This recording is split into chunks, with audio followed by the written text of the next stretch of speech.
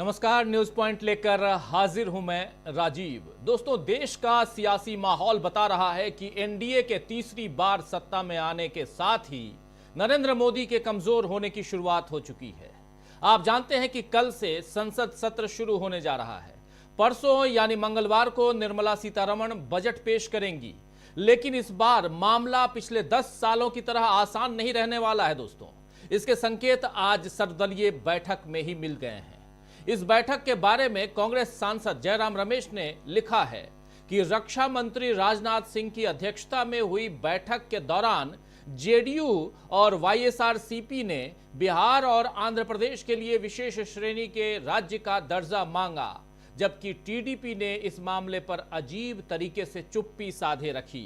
ये बात कह रहे हैं जयराम रमेश, क्योंकि आज सर्वदलीय बैठक हुई। कल से सदन की शुरुआत हो रही है, बजट सत्र की शुरुआत हो रही है। उससे पहले रक्षा मंत्री राजनाथ सिंह की अध्यक्षता में ये आज बैठक हुई है और उसमें वाईएसआरसीपी ने तो समर्थन मांगा, लेकिन टीडीपी ने आखिर विशेष राज्य के दर्जे पर चुप्पी क्यों साधी। एक और पोस्ट में जयराम रमेश ने साफ साफ लिखा है कि राजनीतिक माहौल कितना बदल गया है। सदन के नेताओं की सर्वदलीय बैठक में बीजेडी नेता ने यानी बीजू जनता दल के नेता ने रक्षा मंत्री यानी राजनाथ सिंह और भाजपा अध्यक्ष जेपी नड्डा को याद दिलाया कि ओडिशा में 2014 के विधानसभा चुनावों के लिए भाजपा के घोषणा पत्र में राज्य को विशेष श्रेणी का दर्जा देने का वादा किया गया था। ये बात लिखी है जयराम रमेश ने। राजनीतिक माहौल कितना बदल गया है। सदन के नेताओं की सर्वदलीय बैठक में बीजेडी नेता ने रक्षा मंत्री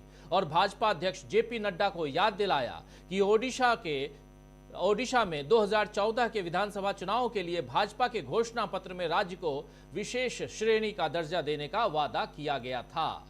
तो दोस्तों, बिहार, आंध्र प्रदेश, ओडिशा, ये सारे राज्य केंद्र से उम्मीद कर रहे हैं कि उन्हें विशेष राज्य का दर्जा मिल जाए, और आप समझ सकते हैं कि मोदी सरकार इस उम्मीद पर खरी नहीं उतरी तो फिर विरोध की चिंगारी कैसे भड़क सकती है। और टीडीपी की जिस चुप्पी का जिक्र जयराम रमेश ने किया है, उसके सियासी मायने भी समझना मुश्किल नहीं है। हो सकता है कि चंद्रबाबू नायडू अपने पत्ते खोलने के लिए सही वक्त का इंतजार कर रहे हों, क्योंकि उन्हें भी पता है कि अब मोदी के कमजोर होने की शुरुआत हो चुकी है।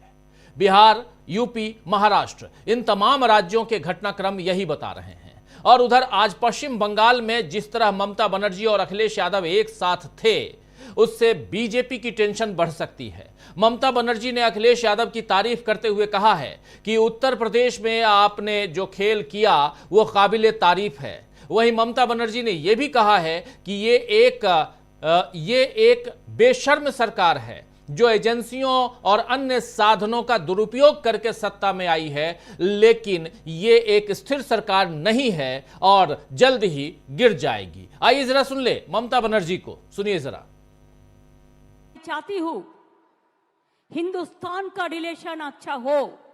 अरे शुरुआत हुआ आपका लिए, आपने आके हम लोगों को बहुत हम आपको शुक्रिया अदा करती हूं। हम आपको पार्टी को, समाजवादी पार्टी को पहले अभिनंदन करने चाहूंगी कि यूपी में जो खेल आपने दिखाया, अभी तो बीजेपी को रिजाइन करना चाहिए था, लेकिन उसको शर्म कम होता है। आपको थोड़ा से दिन इंतजार करने पड़ेगा, लेकिन आपका साथ मैं सहमत हूं कि दिल्ली में जो गवर्नमेंट एजेंसी लगा के, इलेक्शन कमीशन को लगा के, डरा के जो गवर्नमेंट ले आया, वो स्टेबल गवर्नमेंट नहीं है। कोई भी दिन हो जा सकता है। जैसे कभी धूप आता है, बारिश होता है, उसका बाद ऐसे बहुत दिन हो गया।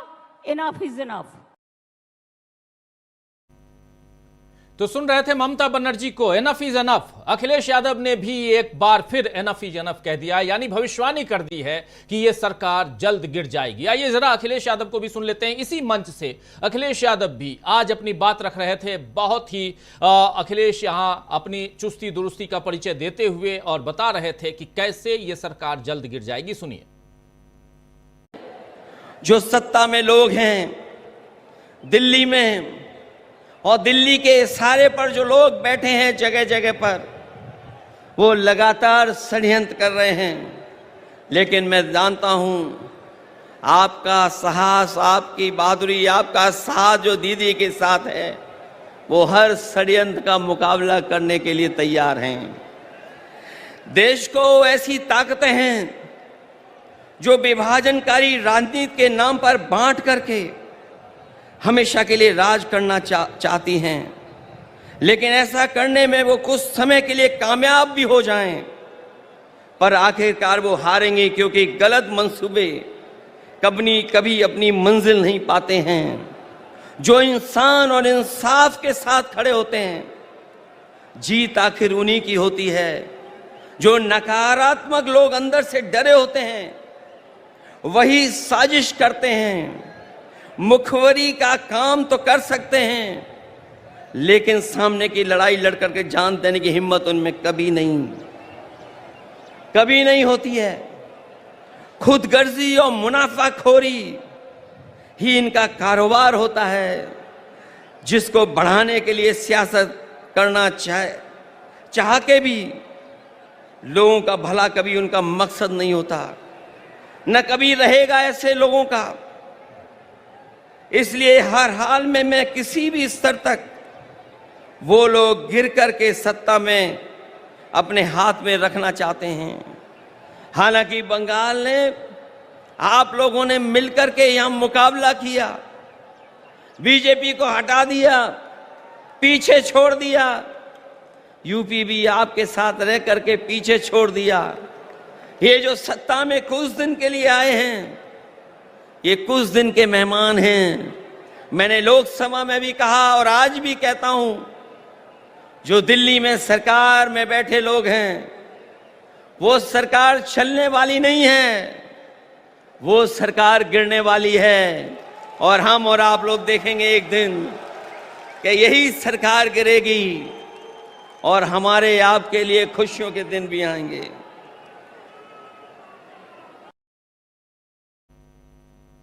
तो दोस्तों, इस बार जिस तरह शुरू से सरकार के गिरने की भविष्यवाणियां हो रही हैं, वो भी एक अलग ही रिकॉर्ड बना रही है। और अब तो मीडिया भी सरकार से दुखी नजर आ रहा है। तभी तो एडिटर्स गिल्ड ऑफ इंडिया ने संसद में प्रेस की आजादी और सूचना के अधिकार के मुद्दे उठाने में कांग्रेस नेता राहुल गांधी का समर्थन मांगा है। ये चिट्ठी देखिए आप, परसों की चिट्ठी, परसों 18 तारीख, आज 21 तारीख नहीं, जबकि 2 दिन पहले, आज चूंकि रविवार है और शुक्रवार की ये चिट्ठी है। इस चिट्ठी में प्रेस गिल्ड ऑफ इंडिया ने साफ साफ राहुल गांधी से समर्थन मांगा है। राहुल गांधी को शनिवार को कल लिखे हुए पत्र में एडिटर्स गिल्ड ने पिछले कुछ साल में प्रिंट, प्रसारण और डिजिटल मीडिया को नियंत्रित करने के लिए विधायी कदम उठाए जाने का दावा करते हुए इस पर चिंता जताई और इन पर नए सिरे से चर्चा और परामर्श की जरूरत बताई है। यानी जो मीडिया अब तक कांग्रेस और राहुल गांधी पर हमले किए जा रहा था, अब उसे अपने बचाव के लिए राहुल गांधी से ही आस है, उम्मीद है। लेकिन अमित शाह अब भी राहुल गांधी के प्रभाव को नकारने में लगे हुए हैं। वो राहुल गांधी को अहंकारी बता रहे हैं। पुणे में अमित शाह ने कहा है कि 2/3 सीटें जीतने के बाद भी लोग इतने अहंकारी नहीं होते। अमित शाह ने कांग्रेस नेताओं को सीधे संदेश में कहा कि मैं आज इस मंच से कांग्रेस नेताओं को बताना चाहता हूं कि इस चुनाव में एनडीए को पूर्ण बहुमत मिला है। भाजपा को अकेले 240 सीटें मिली, जो कि इंडिया गठबंधन की संयुक्त सीटों से भी अधिक है। उन्होंने पूछा कि तो फिर ये अहंकार नहीं है तो क्या है? ये बातें अमित शाह ने कही। कल वो झारखंड में थे, आज पुणे में थे और इन दोनों जगहों पर यही बात वो दोहराते हुए नजर आए। मोदी के अहंकार का जवाब देने के लिए राहुल गांधी को अहंकारी बताने का काम बीजेपी कर रही है दोस्तों, लेकिन राहुल क्या हैं ये अब जनता जान चुकी है। और इसीलिए न सिर्फ जनता बल्कि जो मीडिया आज राहुल गांधी से ये उम्मीद लगाए बैठा है कि आने वाले इस कल से जो संसद की शुरुआत हो रही है उसमें राहुल गांधी मीडिया के मुद्दे को भी उठाएं, उसी मीडिया में अब वो लोग भी राहुल गांधी के ऊपर आर्टिकल लिखने लगे हैं जो कभी राहुल गांधी को दिन रात कोसते थे अपने आलेखों के जरिए। और अब ये बात जनता भी जान रही है और बीजेपी क्या है इसका अंदाज भी अब सहयोगी दलों को शायद हो रहा है। तभी तो कांवर सहयोगी मतलब कि एनडीए या बीजेपी के सहयोगी दलों की बात कर रहा हूं और तभी तो कांवर यात्रा की जो शुरुआत हुई है उसमें भी नाम लिखने वाले मुद्दे पर एनडीए के भीतर ही विरोध की आवाजें उठ रही हैं और एनडीए की आवाजें आपने देख ली। उधर केसी त्यागी जेडीयू से वो अपनी बात रख चुके हैं। जयंत चौधरी की पार्टी ने पहले भी अपनी बात रखी थी और आज फिर जयंत चौधरी ने बहुत ही मुखर होकर अपनी बात रखी है। जयंत चौधरी ने तो साफ साफ पूछा है कि मैकडॉनल्ड्स और बर्गर किंग पर क्या लिखा जाएगा। आप जानते हैं ये दोनों ब्रांड हैं, इन दोनों पर क्या लिखे जाएंगे। अब बहुत से ब्रांड हैं और बहुत बड़ी बड़ी कंपनियां हैं जो इस नाम से संचालित होती हैं। क्या अब कुर्ते पर भी नाम लिखवाया जाएगा? क्या क्या नाम पूछकर और धर्म पूछकर हाथ मिलाया जाएगा? ये ठीक नहीं है। ये सब बातें आज जयंत चौधरी कह रहे थे। जयंत चौधरी बहुत ही भन्नाए हुए नजर आ रहे थे। आखिर क्यों? इसलिए क्योंकि वो उसी दल के सहयोगी गठबंधन के सहयोगी दल हैं जिसकी सरकार अभी है और केंद्रीय मंत्री भी हैं। जरा सुनिए जयंत चौधरी को। It doesn't appear to be well thought out and well reasoned decision, and any decision should not cause harm to the sense of well-being of the community and the harmony in the community. कावड़ लेने वाले और उनके सेवादार सब एक ही हैं और शुरू से यहाँ की परंपरा रही है। किसी ने ये नहीं देखा, किसी ने बैर नहीं किया कि हमारी सेवा कौन कर रहा है। लेकिन सर विपक्ष तो ये पहचान करके चिन्हित करने की जो बात है वो मेरी समझ में नहीं आता। सर विपक्ष अगर सवाल उठा रहा है कि ऐसा नहीं होना चाहिए, ओवैसी ने तो ये स्टेटमेंट कहा कि एक समुदाय को विपक्ष क्या कह रहा है मुझे उससे नहीं लेना देना जी। मेरी एक राय है जो मैंने रखी। सर योगी जी ने कहा कि सनातन को समर्पित होना चाहिए जीवन भर। एक बार इस पर प्रतिक्रिया दे दीजिए सर। मैं तो आर्य समाजी हूँ, वो आजादी है उनकी अपनी बात कहने की। क्या बात बजट पे दे दीजिए सर, अगर एक बजट पे दे देते सर। ऑल पार्टी बजट अभी आया नहीं है, ऑल पार्टी मीटिंग दिल्ली में हो रही है, हमारे प्रतिनिधि गए वहाँ।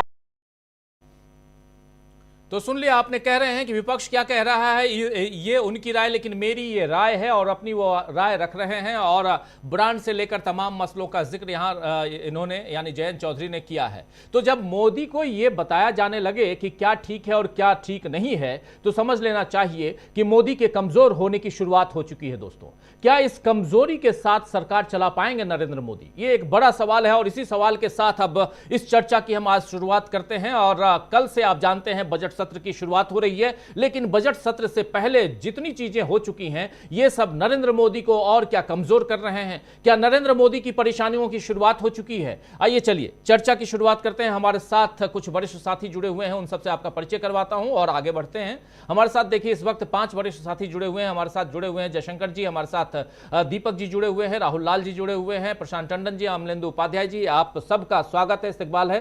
स्वागत इस्तकबाल आप तमाम दोस्त साथी शुभचिंतक आप सबका जो अब तक जुड़ चुके हैं, जो जुड़ने वाले हैं इस कार्यक्रम में। सीधा आना चाहता हूं डॉक्टर दीपक पाचपोर जी, आपके पास ही बजट सत्र की शुरुआत, लेकिन उससे पहले जयंत चौधरी हो या अमित शाह हो या उधर अखिलेश यादव हो या ममता बनर्जी हो या कांग्रेस पार्टी के जयराम रमेश हो, सबकी बातें आपने सुन ली।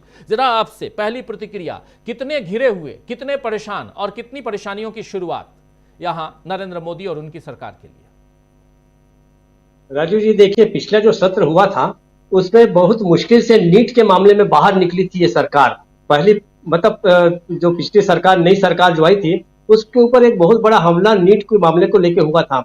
मुझे ऐसा लगता है कि कल से जो शुरुआत होगी उसकी शुरुआत कांवड़ यात्रा से ही शुरू होने जा रही है। ऐसा मुझे लगता है पहले दिन से ही शोर शराबा शुरू हो जाएगा और वाकई ये होना भी चाहिए। ये मुद्दा भी ऐसा ही है। ये मुद्दा इस समय पूरे के पूरे देश में इस प्रकार से वो सुलग रहा है कि ये कैसी सरकार है जो सीधे सीधे सड़कों पर जो है दो समुदायों को भिड़ाने के लिए इतना बड़ा कानून लेके आ रही है उत्तर प्रदेश की सरकार। अगर कहीं ये मामला, जैसे कहा जा रहा है कि उत्तराखंड में भी शायद इस तरीके का कोई नियम हो सकता है या कुछ भी हो सकता है, कांवड़ यात्रा लगभग आधे हिंदुस्तान से निकलती है। अगर इसका असर होगा तो आप सोच सकते हैं कि पूरे देश में क्या हालत हो सकती है। जो जिस सरकार को धर्मनिरपेक्षता के लिए काम करना चाहिए, सामाजिक सद्भावना का काम करना चाहिए, वो ऐसे कानून लाकर अब इसे लेकर केंद्र में जब मामला उठेगा, कल लोकसभा में उठेगा, राज्यसभा में आगे जाके उठेगा, तो सरकार क्या जवाब देती है बड़ा महत्वपूर्ण है। अब देखना यह होगा कि सरकार उत्तर प्रदेश के इस नियम को लेके, इस कानून को लेके क्या रुख अपनाती है। जैसे जयंत चौधरी हैं, उन्होंने तो साफ कर दिया। कुछ ऐसी भी पार्टियां हैं जिनका हमेशा से एक प्रकार की नीति जो है वो धर्मनिरपेक्षता की रही है। जेडीयू क्या इस पे रुख अपनाता है, उसके बाद आप देखिए कि खुद चंद्रबाबू नायडू के सांसद क्या कहते हैं। ये बातें अगर उठी लोगों को, मुझे ऐसा लगता है कि कुछ जो ऐसी पार्टियां हैं उनको अपने अस्तित्व को बचाए रखने के लिए मतदाताओं के सामने वो शर्मिंदा ना हो, उसके लिए बहुत जरूरी है कि वो इस नियम का विरोध करें, वो दबाव डालें केंद्र सरकार पे और कहें कि आप जो है वो उत्तर प्रदेश की सरकार को आप कहें कि इस नियम को वापस लें। लेकिन क्या ऐसा कर सकेंगे मोदी जी? अगर मोदी जी ऐसा करते हैं तो सीधी सीधी बात मैसेज ये जाएगा उनके अपने समर्थकों में, जो भारतीय जनता पार्टी के समर्थक हैं, कि देखिए भारतीय जनता पार्टी के वाकई अगर कोई हिंदू हृदय सम्राट के रूप में कोई है हमारे हीरो, तो मोदी नहीं, वो योगी जी हैं। और योगी जी को जो है मोदी जी किसी भी प्रकार से आगे बढ़ने नहीं देंगे। और इसलिए आप देखिए कि ये नियम लाकर योगी जी बहुत शांत बैठे हुए हैं, उनकी ओर से ऐसा कुछ मामला आया नहीं है कि ये नियम बना रहेगा या नहीं बना रहेगा। कल से ही शायद श्रावण मास की शुरुआत होने जा रही है, तो अब इसका जो अगर सड़क पर आप कल्पना कीजिए कि जिन ठेलों पर और जिन दुकानों पर मुस्लिम लोगों के नाम होंगे, या केवल दो संप्रदायों के बीच की बात नहीं है, यहाँ तक कि अगर कुछ मान लीजिए कोई दलित है या दूसरे तरीके जिसे हम तथाकथित जो निचली जाति के रूप में जिन्हें रख दिया गया है, उनकी दुकानों का क्या होगा? मुझे ऐसा लगता है कि उनकी जान माल की रक्षा भी ये सरकार कर पाएगी कि नहीं कर पाएगी मैं नहीं जानता। लेकिन सबसे पहली बात यह है कि सड़कों पर जो छोटे छोटे कारोबार लगा के, कांवड़ यात्रा में होता यह है कि उनके लिए एक अवसर होता है कि कुछ ठीक ठाक पैसे कमा लें। हम जानते हैं कि भारत में ऐसा एक बहुत बड़ा समुदाय है जो सड़कों पर ही छोटे छोटे काम धंधे करके, छोटे छोटे रोजगार करके किसी प्रकार से वो अपने पेट को भरता है। जो मेले ठेले होते हैं हमारे समाज में, बहुत सारी जो छोटी छोटी दुकानें हैं, कभी कोई फंक्शन होता है, कहीं आनंद मेला चल रहा है, उनके लिए एक अवसर होता है। कांवड़ मेला एक ऐसा अवसर है जिसमें 4 पैसे कमाते हैं। अगर वो भयभीत रहेंगे तो क्या होगा हम कह नहीं सकते। दूसरी बात, जो अब बहुत सारे फ्रंट पर जो है मोदी काफी कुछ जो है कमजोर हमको नजर आ रहे हैं। और अमित शाह का ये कहना कि कांग्रेस जो है अहंकारी है, तो हम पिछले 10 सालों से देख रहे हैं। अब इन चीजों को गिने चुने कुछ लोग, उनके सामने बैठे लोग ही ताली बजा सकते हैं, लेकिन सारा हिंदुस्तान जानता है कि अहंकार पूर्व किसने सरकार चलाई है, किस प्रकार अहंकार के साथ बहुत सारे नियम लाए गए, अपने लोगों से चर्चा नहीं की। तो अब इन चीजों का बहुत ज्यादा प्रभाव नहीं पड़ेगा। प्रभाव किसका पड़ेगा? प्रभाव वहां पर ममता और अखिलेश की सभा का जा रहा है, लोगों के सामने जा रहा है कि किस प्रकार से विपक्ष एकजुट हो रहा है। राजीव जी, मुझे ऐसा लगता है कि कल जैसी संसद सत्र की शुरुआत होती है, निश्चित रूप से वो माहौल ऐसा रहेगा कि जिसमें मोदी को जवाब देना बहुत मुश्किल होगा। अब वो समय गया कि आपका एक छत्र राज था, आप संसद के अंदर खड़े होते थे, आप कह सकते थे कि मैं अकेला सब पर भारी हूं और तमाम तरह की चीजें, लेकिन अब वो कहीं चलेंगे नहीं, क्योंकि इतना मजबूत विपक्ष आपके सामने बैठा है। अब बहुत सारे इश्यूज ऐसे हैं कि जिसमें आपके अपने सहयोगी दल भी आपको समर्थन देंगे कि नहीं देंगे, ये देखने लायक बात होगी। आज जो सर्वदलीय बैठक हुई है विपक्ष की, उसने अपनी एकजुटता एक बार फिर से दिखा दी है। और ये जो कहा जा रहा है कि फिर से डिप्टी स्पीकर की मांग की गई है, उस पर देखना होगा कि क्या रूप होता है। लेकिन कुल जमा कल से एक बार फिर से भारतीय जनता पार्टी और एनडीए की सरकार है, उसकी परेशानियां निश्चित रूप से बढ़कर हमको दिखेंगी, इसके स्पष्ट संकेत है। राजीव जी, बिल्कुल बिल्कुल आप सही कह रहे हैं। तो कल से दोस्तों, कल से संसद के बजट सत्र की शुरुआत हो रही है और यहीं से परेशानियों की शुरुआत नरेंद्र मोदी की भी, क्योंकि उससे पहले चाहे मीडिया हो, चाहे और भी विपक्षी गठबंधन की तरफ देखने वाले देश की जो जनता है वो हो, लेकिन सब राहुल गांधी की तरफ देख रहे हैं। मीडिया भी अब राहुल गांधी की तरफ देख रहा है। आखिर क्यों? इतने दिनों तक आप राहुल गांधी की तरफ नहीं देख रहे थे, लेकिन आज क्यों देख रहे हैं? क्योंकि आपको उनसे उम्मीदें दिखाई दे रही, पहली बात। दूसरी बात ये कि कहीं ना कहीं अब उम्मीद जो थी, उम्मीद की किरण जो नरेंद्र मोदी में आप देखते थे, शायद वो भी आपको अब नजर नहीं आ रही। क्या ये माना जाए? दूसरी तरफ महाराष्ट्र हो या झारखंड हो, चुनाव की तैयारियां शुरू हो गई हैं। अमित शाह दोनों जगह नजर आए 2 दिनों में, और दोनों जगह राहुल गांधी पर हमला करते हुए नजर आए। आखिर क्यों?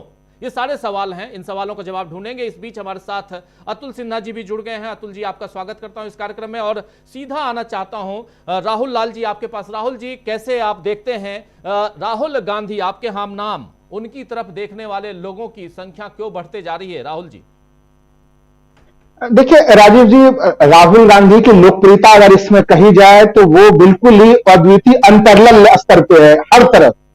क्योंकि मैं अभी राजीव जी पिछले 10 दिन में, जब विधानसभा के उपचुनाव हो रहे थे, मैं हिमाचल प्रदेश में था और मैं ये देखने का प्रयास कर रहा था कि हिमाचल प्रदेश में राज्य सरकार का प्रदर्शन में स्टेट गवर्नमेंट में काफी अच्छा प्रदर्शन कांग्रेस का था, लोकसभा में चारों के चारों सीटें चली गई, लेकिन वहां पे भी अगर अब वहां पे चुनाव हो राजीव जी, तो आप यकीन मानिए कि बीजेपी के लिए जो इतने दिनों में सोचे कि 4 दिन को विधानसभा लोकसभा के परिणाम आए, लेकिन अभी अगर चुनाव होते हैं तो वहां पर बीजेपी का खाता खोलना मुश्किल चीज है। तो चीजें इतनी तेज गति में बदल रही हैं। राहुल गांधी की लोकप्रियता इसमें काफी ज्यादा उफान पे है, ये एक वास्तविक स्थिति है और वो उस प्रदेश में मुझे दिखी जहां पे कि बीजेपी ने क्लीन स्वीप किया हुआ था। अगर वहां पे यह स्थिति है और उत्तर प्रदेश सभी के राज्यों में तो लोग पहले से ही देख रहे हैं। यही कारण है कि अब सबों के लिए आशा का केंद्र बिंदु और राहुल गांधी के प्रति जो भरोसा में वृद्धि है वो भी लोगों को बिल्कुल दिख रहा है। देखिए डे वन से ही जब ये सरकार बनी तभी से लोग कह रहे थे कि ये सरकार जो कि ज्यादा चलने वाली नहीं है और ये कोई डिसीजन लेके कुछ लोगों को लाभ पहुंचाने वाली सरकार की स्थिति में नहीं है। तो राहुल गांधी के बोले हुए एक एक वाक्य के प्रति अब जनता में विश्वास की भावना है। सोचिए कल से बजट सत्र है, बजट सत्र में एक तरह से क्या अपेक्षाएं होनी चाहिए इस सरकार से, उन अपेक्षाओं पर सवाल नहीं हो रहे हैं। अभी भी सवाल ये हो रहा है कि सरकार किस तरह से बजट सत्र से निपट पाएगी, बजट सत्र में सही ढंग से वो कैसे अपने मामलों को रख के कहानी आगे बढ़ा सकेगी। ये हम लोग बजट सत्र के पहले इस प्रकार की चर्चा होते हुए नहीं देखते। तो इसका कारण क्या है? क्या सरकार का कहीं कहीं अपने ऊपर ही भरोसा का कम होना। अगर हम लोग कल के बयान को देखें, अमित शाह जी के कल का बयान और अमित शाह जी आज का बयान, गृह मंत्री लगातार बयान दे रहे हैं राहुल गांधी के ऊपर कि वो अहंकारी हो गए। आश्चर्यजनक स्थिति यह है कि राहुल गांधी ने तो ऐसा कोई बयान दिया ही नहीं है। आप 303 से 240 सीटों पर भारतीय जनता पार्टी सिमट गई है, गठबंधन सहयोगियों के आप जो है कि भरोसे आप सरकार चला रहे हैं।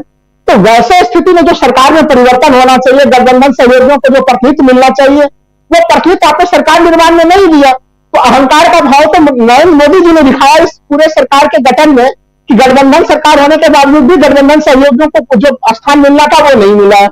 कल बजट सत्र अब शुरू हो ही रहा है, बजट में हम लोगों को दिख जाएगा कि गठबंधन सहयोगियों के किन मांगों को वो स्वीकार करने वाले हैं। चंद्रबाबू नायडू जैसे लोगों ने सोचे सर्वदलीय बैठक में ही इस प्रकार के मांगों को भी नहीं रखा है। और दूसरी स्थिति कि कहीं न कहीं एक समाज में तनाव पैदा करने की स्थिति को लेकर, क्योंकि देखिए उत्तर प्रदेश में जब हम लोग यहाँ पे हैं अभी और जो कांवड़ यात्रा के दरमियान में जो निर्णय लिया गया है, राजीव जी आप जानते हैं कि कांवड़ यात्रा वाले मार्ग में मैं भी रहता हूं, जो कांवड़ यात्री जा रहे हैं उन लोगों से भी बातचीत हुई, वो भी इस फैसले का विरोध कर रहे हैं। देश का माहौल कितना तेजी में बदला है वो ये चीजें बता रहा है कि हमें इससे मतलब नहीं है। लोग खुद कांवड़िया बोल रहे हैं कि भाई अब तब तो फिर कौन से गाड़ी में लाया जाए सामान, उसका भी जो कि धर्म का उल्लेख हो, बाग बगीचा किसका है उसका उल्लेख हो। ये अगर कांवड़िया इतने लॉजिकल बातचीत कर रहे हैं, बहुत लंबे समय बाद मैं उत्तर प्रदेश में इस प्रकार की बयार में देख पा रहा हूं। हमें लग रहा है कि योगी आदित्यनाथ ने जो ये फैसला लिया है वो फैसला लेके उन्होंने विधानसभा में जो उपचुनाव होने वाले हैं, विधानसभा के 10 सीटों पर उपचुनाव, उसमें भारतीय जनता पार्टी के हार की पक्की होने की और पूरी गारंटी प्रदान कर दी है। पहले ही अगर उसमें हम लोग राजीव जी उत्तर प्रदेश का माहौल तो बिल्कुल ठंडा था। 10 विधानसभा सीटों में देखिए 7 सीटों पर ऐसे ही कोई संभावना नहीं है। मुकाबला 7 विधानसभा सीटों में बिल्कुल एक पक्षी मुकाबला है। बीजेपी अगर टक्कर देते हुए दिख रही है, 2-3 सीटों पर टक्कर देते हुए नजर आ रही है। हमें तो लग रहा है कि ये जो निर्णय लिया गया है, ये 2-3 सीटों पर भी उनकी स्थिति किसी तरह से वो हार, मतलब किसी तरह से वो क्या कैसे लड़ाई लड़ेंगे वो एक कठिन परिस्थिति पैदा कर दी गई है। चूंकि जो भारतीय समाज है वहां पर अगर आप इस प्रकार से नफरत फैलाएंगे, हिंदू मुस्लिम के नफरत आप फैला रहे हैं, तो फिर इससे जो संकेत ओबीसी क्लास में जा रहा है, इससे जो संकेत दलित वर्ग में जा रहा है, वो संकेत काफी गहरे जा रहे हैं कि आज तो मुस्लिमों का नंबर है, कल दलितों का भी नंबर होगा और दलितों के ओबीसी का भी नंबर होगा। और उत्तर प्रदेश में लोग याद कर रहे हैं कि जब अखिलेश यादव ने मुख्यमंत्री निवास खाली किया था और योगी आदित्यनाथ जब गए थे गंगा जल से धुलाई हुई थी मुख्यमंत्री निवास की, ये तमाम मामले हैं। अभी लोकसभा चुनाव के दरमियान में भी हम लोगों ने राजीव जी देखा था कि एक मंदिर में अखिलेश यादव ने पूजा की थी, उसके बाद बीजेपी के कार्यकर्ताओं ने गंगा जल से धुलाई की थी। तो ये जो एक निर्णय लिया गया कांवड़ मार्ग को लेके, वहां पे नाम लिखने के मामले को लेके, वो अब मुस्लिम तक ही सीमित नहीं है, वो शूद्र दलित से लेके वो ओबीसी के तबके तक को बुरी तरह से प्रभावित कर रहा है। और इसके लिए यही कारण है कि बीजेपी के जो निकटतम सहयोगी दल है वो भी उस आंच में तपना नहीं चाहते, वो उसमें जलना नहीं चाहते हैं। यही कारण है कि जयंत चौधरी का आपने बाइट दिखाया, वो क्लियरली इसका विरोध कर रहे हैं। पता है कि अगर इस मामले में फंसे तो फिर हमारी रही सही साथ भी खत्म हो जाएगी। जदयू जैसे दल भी अपनी प्रतिष्ठा बचाने में लगे हुए हैं। तो मैं मानता हूं कि बीजेपी की परेशानियां तब शुरू हुई हैं और काफी बड़े स्तर पर परेशानी शुरू हुई है, चाहे वो सदन के भीतर देखे या सदन से बाहर भी देखे। हम लोग हर तरफ उनके लिए परेशानियों का अंबार अब दिखने लगा है राजीव जी कि ये गठबंधन सरकार है, मोदी जी वाला सरकार नहीं है। वो फर्क हम लोग को सीधे सीधे नजर आने लगा। बिल्कुल बिल्कुल आप सही कह रहे हैं। एक गठबंधन सरकार, तीसरी बार सत्ता में आए नरेंद्र मोदी, लेकिन गठबंधन के दम पे। और हालांकि पहली और दूसरी बार भी गठबंधन की सरकार थी, लेकिन उस समय पूर्ण बहुमत खुद अकेले बीजेपी को थी, जिसमें 303 सीटें 2019 में और 2014 में 282 सीटें। लेकिन इस बार 240 सीटें परेशान कर रही हैं। 240 सीटें शायद इसीलिए, चाहे नरेंद्र मोदी हो या अमित शाह हो, दोनों जब भी मैदान में उतरते हैं, भाषण देते हैं, तो बार बार कांग्रेस को और इंडिया गठबंधन को कोसने से नहीं चूकते और कहते हैं कि हमको जो 240 सीटें आई हैं उतनी सीटें पूरा का पूरा इंडिया गठबंधन मिलाकर के भी नहीं ला पाया है। क्या इस बात के कहने मात्र से इस देश की जो सत्ता है, यानी जिस सत्ता पर आसीन है नरेंद्र मोदी, वो बहुत आसानी से इस सत्ता की नैया जो 5 साल तक उनको लेके जाना है उस किनारे, उसको पार कर पाएंगे? ये बहुत इंपॉर्टेंट सवाल है यहाँ पे। लेकिन उससे पहले आइए हम कुछ सवालों के साथ और आगे बढ़ते हैं। प्रशांत टंडन जी के पास आता हूं। प्रशांत जी, कल से बजट सत्र की शुरुआत, लेकिन उससे पहले जो अभी व्याख्या कर भी रहे थे, अपनी बात रख रहे थे राहुल लाल जी, उनसे पहले डॉक्टर दीपक पाचपोर जी। और राहुल लाल जी बिल्कुल सही कह रहे हैं, कांवड़ियों का जो रूट है, रास्ता है, उसी राह पे इनका घर है, मकान है। और एक बार मैं भी पिछली बार फंस गया था इनके यहाँ जाने के चक्कर में। और लेकिन इतना ज़रूर है कि राहुल लाल जी उन कांवड़ियों से बात ज़रूर करते हैं, ये मैंने देखा पिछली बार भी। और अगर ये कह रहे हैं कि कांवड़िए भी इस बार परेशान हैं, हैरान हैं और इस बात से वो खुश नहीं हैं, यहां एक परेशानी जरूर पैदा हो रही है उत्तर प्रदेश सरकार के लिए। लेकिन दूसरी तरफ बहुत महत्वपूर्ण बात यह भी है कि बजट सत्र में और जैसे राहुल गांधी की तैयारियां, राहुल गांधी की तरफ देखने वाले लोग और आपके बड़े चहेते जिनको आप कहते रहे हैं उन्होंने आर्टिकल भी लिख दिया है। आप मुस्कुरा रहे हैं, आप समझ रहे होंगे। तो जरा इन सब पे अपनी बात रखिए। और ये बहुत जरूरी है कि अब राहुल गांधी के नाम पर आर्टिकल लिखे जाने लगे, चिट्ठियां उनके नाम पर लिखे जाने लगी। मुझे याद था कि ये चर्चा होगी जी, और इसलिए उनकी चर्चा जरूर करूंगा। जी, देखिए, राहुल गांधी का जो विमर्श है वो केवल मोहब्बत की दुकान नहीं है, उसके पीछे पूरी एक आर्थिक सोच है। और उस आर्थिक सोच की वजह से ही राहुल गांधी के खिलाफ ये 10-12 साल का वो चला प्रोजेक्ट, जी, उस प्रोजेक्ट में वो भी शामिल थे जिनका आज आर्टिकल आया। हंसी उड़ाने में, मजाक उड़ाने में, राहुल गांधी को non serious part time politician कहने में, और आज 2 आर्टिकल आए। देखिए, मैं सबको पढ़ता हूँ और खासकर मोदी समर्थक पत्रकारों को तो जरूर पढ़ता हूँ, क्योंकि उनसे पता लगता है कि अंदर की सोच क्या है। एक्सरे देखने को मिलता है कि हड्डियां कितनी टूटी हैं, कितनी जुड़ी हैं। तो एक कॉलम आता है इंडियन एक्सप्रेस में, उन्होंने आज नरेंद्र मोदी की काफ़ी जो है धुलाई की है, उनके पूरे ब्रांड की हवा निकाल दी है, और वॉर रुकवाने वाले पापा से लेकर तमाम बातें, और टाइमिंग का बहुत उन्होंने वो, जबकि 10 साल तक गुणगान करते करते थकती नहीं थी। हाँ, वही। तो कैसे ये मौसम बदल रहा है। और दूसरे ये जो कॉलम जिनका आया, वो राहुल गांधी को उन्होंने बड़ी तारीफें की हैं आज, और राहुल गांधी को एक नेशनल लीडर के तौर पे स्वीकार किया है। और सबसे बड़ी बात राजीव जी क्या है, मैं उनके आर्टिकल को देख रहा था, उन्होंने राहुल गांधी की जो इकोनॉमिक विजन है उस पे सवाल नहीं खड़े किए। ये बहुत महत्वपूर्ण बात है कि अब राहुल गांधी को लोग राहुल गांधी के विजन के साथ एक्सेप्ट कर रहे हैं। अभी तक ये लोग कहते थे कि राहुल गांधी को ये करना चाहिए, राहुल गांधी को वो करना चाहिए, ये कहना चाहिए, ये नहीं कहना चाहिए, यहाँ जाना चाहिए, वहां नहीं जाना चाहिए। अब राहुल गांधी जैसे हैं वैसे उनको स्वीकार कर रहे हैं। तो ये बड़ी बात है। और ये वो लोग हैं राजीव जी जो माहौल बनाते हैं। और ये उस नरेंद्र मोदी की भाषा में बोलूं कि ये उन्हीं के इकोसिस्टम के लोग हैं जो अब राहुल गांधी की बात कर रहे हैं।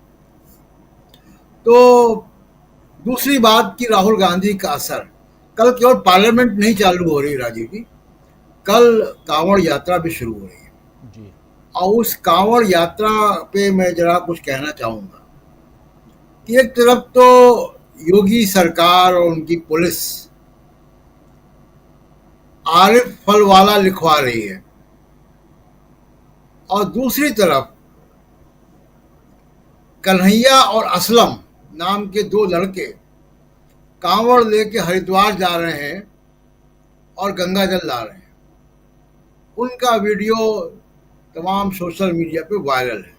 उनको ये मालूम भी नहीं है, उन लड़कों को, उन कांवड़ियों को, युवाओं को, कि सरकार के इस तरीके के फरमान आए। बहुत साफ तरीके से मैं कहूँ कि जो राहुल गांधी की भारत जोड़ो यात्रा थी, जो संदेश था मोहब्बत की दुकान, आपको कल वो दिखाई देगा। और बहुत ज्यादा व्याकुलता इस बात की है कि जिसकी तकलीफ आप समझ नहीं सकते राजीव जी, हम आप समझ ही नहीं सकते कि जिन लोगों ने, जिन संगठनों ने और जिन लोगों ने 1985 से अयोध्या का मामला गरमाया, सरकारें बनाई, दंगे हुए, लोग मारे गए, और जब राम मंदिर बन गया तो चुनाव हार गए अयोध्या से। इस तकलीफ को कोई, इन लोगों के अलावा कोई और समझ नहीं सकता है, ये दर्द कितना गहरा है। और उसी का परिणाम आप देख रहे हैं कि जो आरिफ फलवाला लिखवाया जा रहा है, ये जो जमीन खिसकी है, पहली बार ऐसा हुआ है राजीव जी बहुत समय के बाद कि हिंदू मुसलमान ने मिलकर कांग्रेस को वोट दिया है या इंडिया गठबंधन को वोट दिया है, मिलकर वोट दिया है। और ये जो हिंदू मुसलमान ने मिलकर वोट दिया है, इससे घबराहट है, इसलिए उनको ठेलों पे आरिफ फलवाला लिखवाना पड़ रहा है। ये उस जमीन को वापस एक्वायर करना चाहते हैं जो इन्होंने तैयार की थी, लेकिन वो जमीन अब खिसक चुकी है। मैं बहुत दावे के साथ कह रहा हूं कि अगर बहुत प्रायोजित हिंसा अगर नहीं हुई तो कांवड़ यात्रा बहुत शांतिपूर्ण होगी और एक नई मिसाल कायम होगी सामाजिक एकता की और राष्ट्रीय एकता की। आप देखिएगा वहाँ बहुत सारे मुसलमान भी स्टॉल लगाते थे, तमाम तरीके सेवा करते थे, वो डर के मारे इस बार नहीं होंगे। लेकिन आप देखिएगा कि बहुत शांतिपूर्ण होगा और वो कांवड़ियों की वजह से होगा। बहुत उकसाने की कोशिश होगी गोदी मीडिया की तरफ से, बहुत उकसाने की कोशिश होगी पुलिस की तरफ से, बहुत उकसाने की कोशिश होगी आरएसएस के संगठनों की तरफ से, और जो इनकी ट्रोल आर्मी है सोशल मीडिया पे, वो सब होगा। बावजूद इसके आप देखिएगा कि बहुत शांतिपूर्ण होगा। और ये एक नई चिंता की बात बीजेपी और आरएसएस के लिए पैदा होगी। सामाजिक एकता से घबराते हैं ये लोग। तो एक तो ये कल हमको देखना होगा कि कल वो कैसे शुरू होता। कई कई जगहों से कांवड़ यात्रा शुरू हो चुकी है, जो जिनको पीछे से आना है वो कांवड़ लेके चल पड़े अपने घरों से, और अभी तक बहुत शांतिपूर्ण, बहुत सौहार्दपूर्ण वातावरण में सब कुछ हो रहा है। ना उनकी तरफ से ऐसे कोई प्रोवोकेटिव नारे लगाए जा रहे हैं, ना वैसे कोई वीडियो सामने आ रहे हैं, ना वैसी खबरें सामने आ रही हैं। तो ये बहुत जो है वो सुकून देने की बात है, सुकून की बात है। और इससे लगता है कि जो राहुल गांधी की जो पॉलिटिक्स है वो ग्राउंड लेवल पे अपना काम कर रही है। और एक आखिरी बात, फिर बाकी बातें दूसरे राउंड में करूंगा। ये जो खोई हुई जमीन बीजेपी, आरएसएस, मोदी, योगी वापस पाने की कोशिश कर रहे हैं। इस कोशिश में बहुत ज्यादा दबाव पड़ रहा है नीतीश कुमार, चंद्रबाबू नायडू और जयंत चौधरी जैसे समर्थकों पर, जो इनको समर्थन जिनकी सरकार चल रही है। वो बहुत लंबे समय तक दबाव झेल नहीं पाएंगे, क्योंकि ये सोशल मीडिया पे जब चलता है तो बहुत गहरे तक समाज में चला जाता है। और एक आखिरी बात कि अभी आपने जयंत चौधरी की बाइट सुनवाई, वो कार में बैठे हुए बात कर रहे हैं जी। उन्होंने एक नई बहस को जन्म दे दिया है। रिपोर्टर उनसे पूछ रहा है सनातन धर्म के बारे में, और उन्होंने कह दिया कि मैं तो आर्य समाजी हूं। अब देखिए क्या ये एक नई डिबेट पैदा होगी, आर्य समाज वर्सेस सनातन। जयंत चौधरी के इस बयान ने एक नई डिबेट और नई मुसीबत पैदा कर दी है, क्योंकि पश्चिमी उत्तर प्रदेश, हरियाणा, पंजाब, बड़ा हिस्सा उत्तर प्रदेश का, ये आर्य समाज के से प्रभावित इलाके हैं। बहुत बड़ी संख्या में जो कृषक समाज है वो आर्य समाज से प्रभावित है, जाट समुदाय पूरा। इसीलिए उन्होंने कहा है कि मैं आर्य समाज को मानता हूं, और ये एक नई बहस को जन्म देगा। राजीव जी, बिल्कुल आप सही कह रहे हैं, एक नई बहस को जन्म तो दे ही रहा है ये जयंत इसको चौधरी सुनवा का सकते बयान। दोबारा। लेकिन एक बहुत महत्वपूर्ण बात आप यहाँ रख रहे थे कि जो खोई हुई जमीन हासिल करने की कोशिश में यहाँ बीजेपी है, चाहे वो उत्तर प्रदेश की बीजेपी हो या केंद्र में जो बीजेपी है वो हो, लेकिन इस खोई हुई जमीन को तैयार करने या फिर से पाने के चक्कर में क्या बीजेपी अपने सहयोगियों को खो देगी, ये बड़ा सवाल है। आना चाहता हूं जरा जयशंकर जी आपके पास जल्दी से, क्या लगता है आपको, बहुत एक दिशा इन्होंने जो प्रशांत टंडन जी ने जो दी है, जरा उसी को आगे बढ़ाने की कोशिश कीजिए। और बहुत सारी चीज़ें आपके पास हैं ही, कल से संसद का सत्र शुरू हो रहा है उस पर भी, और चर्चा में केंद्र में राहुल गांधी फिर से रहने वाले हैं, लेकिन उससे पहले परेशानियां कैसे बढ़ सकती हैं नरेंद्र मोदी की? राजीव जी, संसद का जो बजट सत्र है अपने आप में परेशानियों का सबसे बड़ा कारण साबित होने वाला है, क्योंकि राज्यसभा और लोकसभा दोनों में जो संख्या बल है, वो संख्या बल इस बार किसी तरह की मनमानी करने की छूट सत्ता पक्ष को नहीं देने वाला है। और विपक्ष भी मेरे ख्याल से बात बात पे बाहर जाने के बजाय सदन में रह करके मुंहतोड़ जवाब देगा और लड़ेगा और सवाल करेगा, पूछेगा। जो सूझ राहुल गांधी संसद के पिछले सत्र में उठाना चाहते थे, जिसको उठाने नहीं दिया गया, राष्ट्रपति के अभिभाषण पर चर्चा का हवाला देकर के, वो सारे इशूज अभी भी ज्वलंत बने हुए हैं। वो सारे सवाल तो आएंगे ही आएंगे। और ये जो नया सवाल अभी कांवड़ यात्रा में जो नाम का फरमान जारी किया गया, नाम और पहचान बताने का जो फरमान योगी आदित्यनाथ की सरकार ने जारी किया है, वो भी चर्चा का विषय होगा। और अभी तक उस पर न तो अमित शाह जी ने कुछ कहा है और न प्रधानमंत्री नरेंद्र मोदी ने भी कुछ कहा है। लेकिन मुझे लगता है, जैसा हमारे अन्य भाई मित्र जो कह रहे हैं वो जी, कि ये उत्तर प्रदेश से भारतीय जनता पार्टी की विदाई की जो डोली है, उसमें आखिरी पाया साबित होगा। हालांकि इस तरह के और अभी बहुत सारे पाए जुड़ेंगे, ये बात भी हो सकती है, लेकिन ताबूत में आखिरी कील जो होने वाली होगी उसमें से एक ये भी है। अब आप सोचिए, देखिए असल में क्या है, योगी आदित्यनाथ इस तरह का काम करके, चूंकि मोदी और अमित शाह जी उनको हटाने वाले हैं, इस तरह की चर्चाएं आम हो गई थी।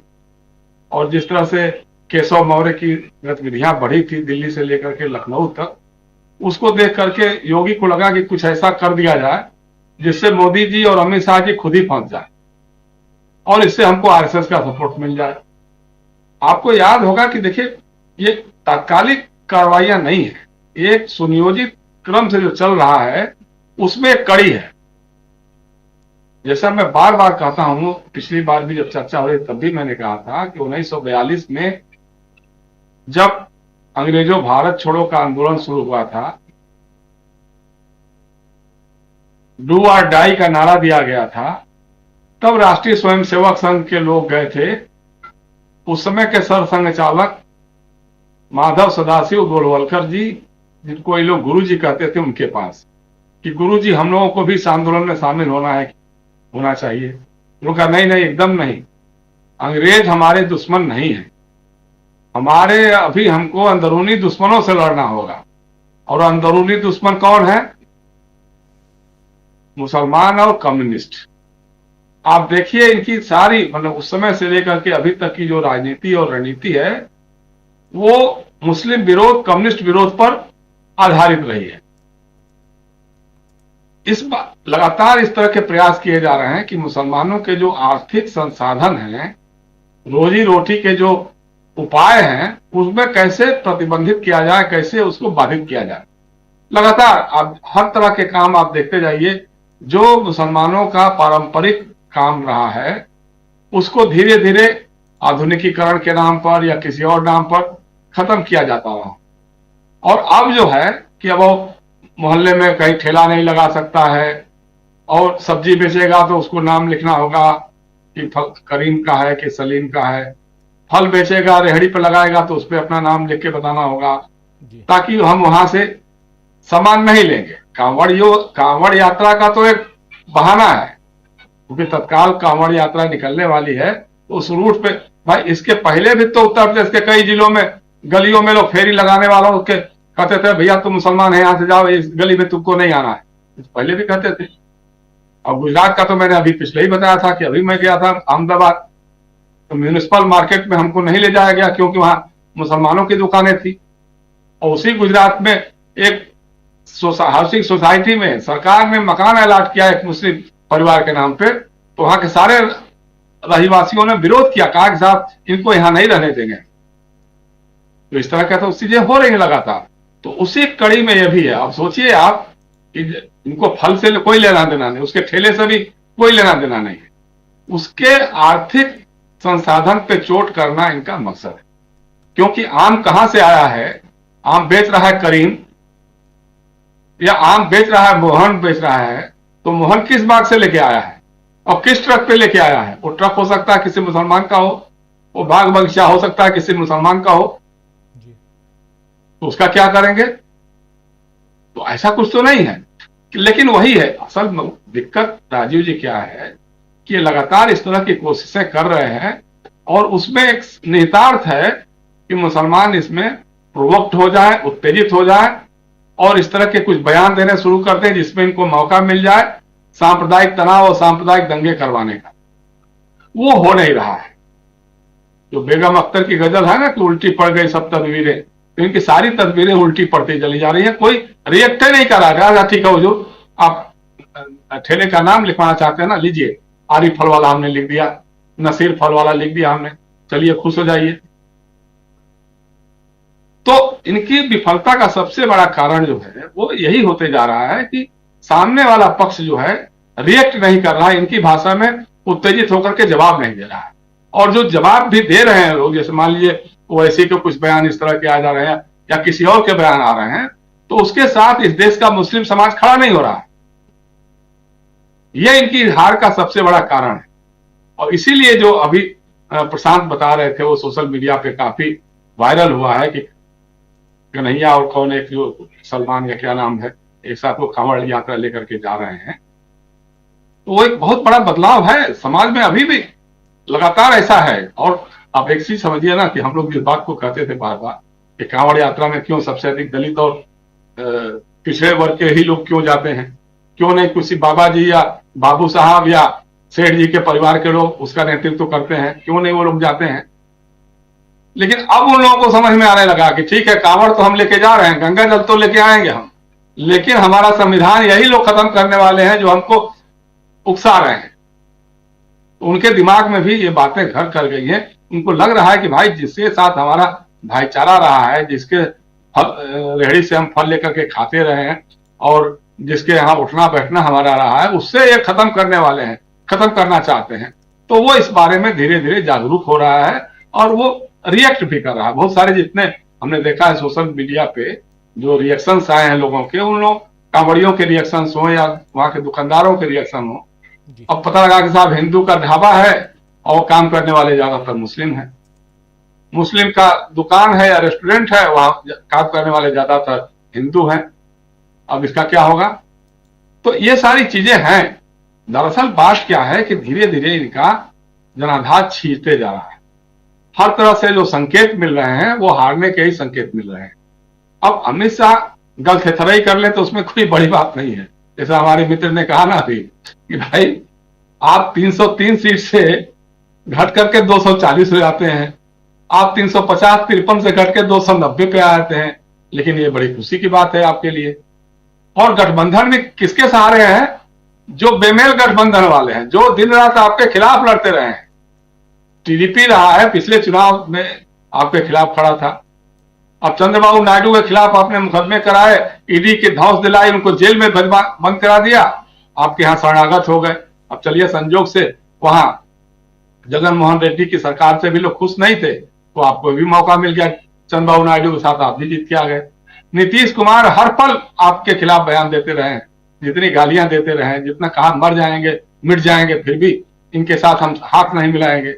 वो उनके साथ हैं तो कभी दोनों छोड़ के चल देंगे, कोई ठिकाना नहीं है। और जयंत चौधरी, उनकी पूरी की पूरी राजनीति जो चरण सिंह की राजनीतिक विरासत है, वो जाट किसान और मुसलमानों में भी जो बड़े किसान हैं, उन किसानों के साथ मेलजोल की राजनीति रही है।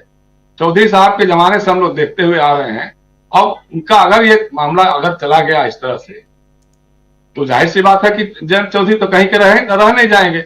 वैसे भी बहुत सबड्यूट कर दिया है उनको, तो इसलिए उनका जो स्टैंड है, अब मुश्किल यही है कि अब इस स्टैंड पे वो लोग संसद के अंदर कायम रहते हैं कि नहीं रहते हैं। नीतीश कुमार की पार्टी हो, चाहे चंद्रबाबू नायडू की पार्टी हो, चाहे अजित सिंह की पार्टी हो, या जयंत चौधरी की पार्टी हो, इन लोगों का क्या स्टैंड, बयान देना अलग बात है, कार पे रोक करके बाइट देना अलग बात है, लेकिन जब संसद पे इस मामले में जब चर्चा होगी और सवाल करेगा विपक्ष कि भाई इस तरह से आप समाज को नहीं बांट सकते, नफरत का बाजार गर्म नहीं कर सकते, जहरीले बातें करके आप समाज को नहीं बांट सकते हैं धार्मिक आधार पर, तब आप क्या बोलेंगे? तब जयंत चौधरी क्या बोलेंगे? तब नीतीश कुमार की पार्टी के जो सांसद हैं या मंत्री हैं, राजीव रंजन सिंह ललन हैं, ये लोग हैं, क्या बोलेंगे लोग? टीडीपी के लोग क्या बोलेंगे? तब ये बात तय होगी।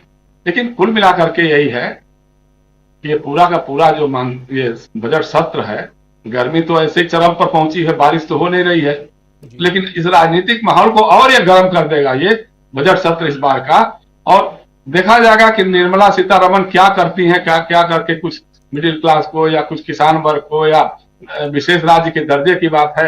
बिहार तो बार बार कहता रहा कि भाई जब से बंटवारा हुआ बिहार का, साउथ बिहार को हटाकर अलग करके आपने झारखंड बना दिया, तब से उसको लग रहा है कि हमारे यहाँ से जितने कल कारखाने थे, माइंस मिनरल थे, सब झारखंड के हिस्से में चले गए, तो हमको अपने पैरों पे खड़े होने के लिए विशेष राज्य का दर्जा दिया जाए।